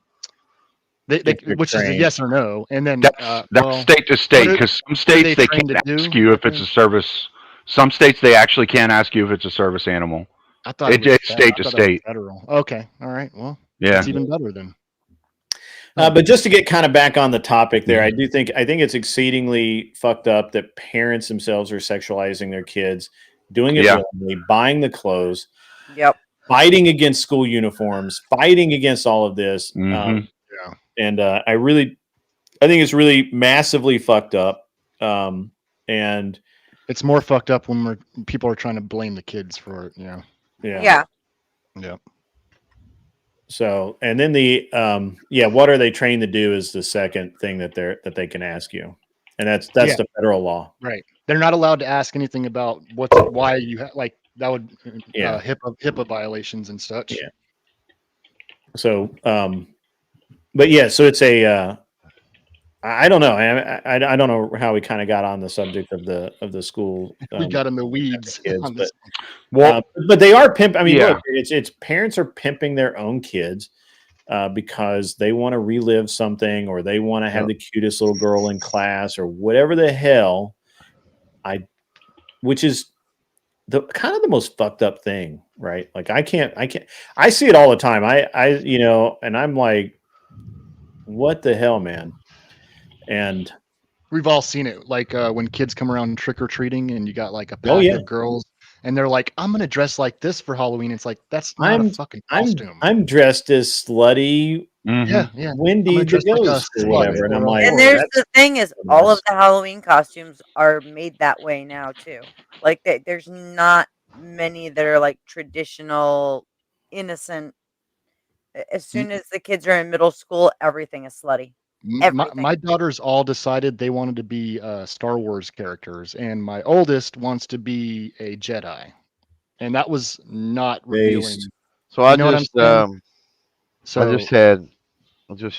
came back to the grandbabies, and two of them have theirs figured out, and one of them is, I think, it'd be pretty cool. It's going to be She's going to be Corpse Bride, but the little one wants to be Reba. That's not cool. Fucking weird. Like who's gonna know that you're? I'm gonna go with weird on that. They get a little bit of red hair and like this sweater. I mean, it's a pretty neat little outfit. If you watch Reba, you would probably figure it out. But I'm like, who the fuck is gonna know that? But it's more for them, is the way I look at it. So whatever. And the oldest one, I don't know what she's doing yet. She might not even trick or treat. What you're talking about though, Grid, is something that's been going on for a while, where for some reason, I wouldn't say it's all women that do this. I don't know, maybe nowadays it's changed, but like when I got custody of my daughter, my ex used to dress her in prostitute clothes, and when I got custody of her, I had to explain. Holy shit, that's funny. Prostitute. Holy crap. Prostitute. Oh, that's funny. Tyler, Beth said you ain't got a hair on your ass if you don't debate her. H-E-Y. No, I had to explain the metric from a man's point of view, respect and how you dress and things like that. Like if you dress more respectful, typically people will treat you that way. So you dress the way you want people to treat you. If you dress with a mini skirt and you know all the bits are showing and all that shit, then you should expect people to treat you in a hypersexualized way, right? The less sexual you dress, the less sexual you expect people to treat you. So like when I explained it to her like that, like it made sense, but I mean I didn't get to explain that part of it to her until later. The respect thing I explained to both my kids though, and like you, my son liked to wear either khakis or slacks to school, which I thought was just like that was a G move because like everybody else is wearing like shorts and shit like that and like pants with fucking holes in the knees and you know. Them Jinkos are coming back too. I'm seeing a lot of young kids with those big old baggy pants. Well, I'm kind of tired of chasing around this particular maypole, so I'm gonna end the show. I'm gonna go to bed early for a change, which is fucking wild. I am, however, going to send you all over to TrippyCast so you can talk shit over there. I don't know what they're talking about, but they look like they're having fun. So go talk. Thanks, Grid. Go talk some shit. I appreciate everybody coming out tonight.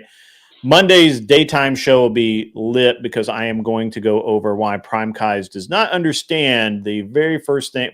The reason, or pardon me, actually, Monday show is going to be lit because I am going to explain why Prime Kais will always be a poor motherfucker and does not understand money and never will. And that's why he will be poor the rest of his fucking life. So you're gonna want to show up and show out for that. And in the meantime, be cool. Wear glasses if you need them. Go stand on Trippy's lawn. I'm sure there's some plastic flowers somewhere. And we don't get to say bye. Yeah, everybody say bye. Thanks for having us. Just give a good wave. See y'all later. Good night, everybody. You guys are awesome. Love all. We're of you. getting off your lawn.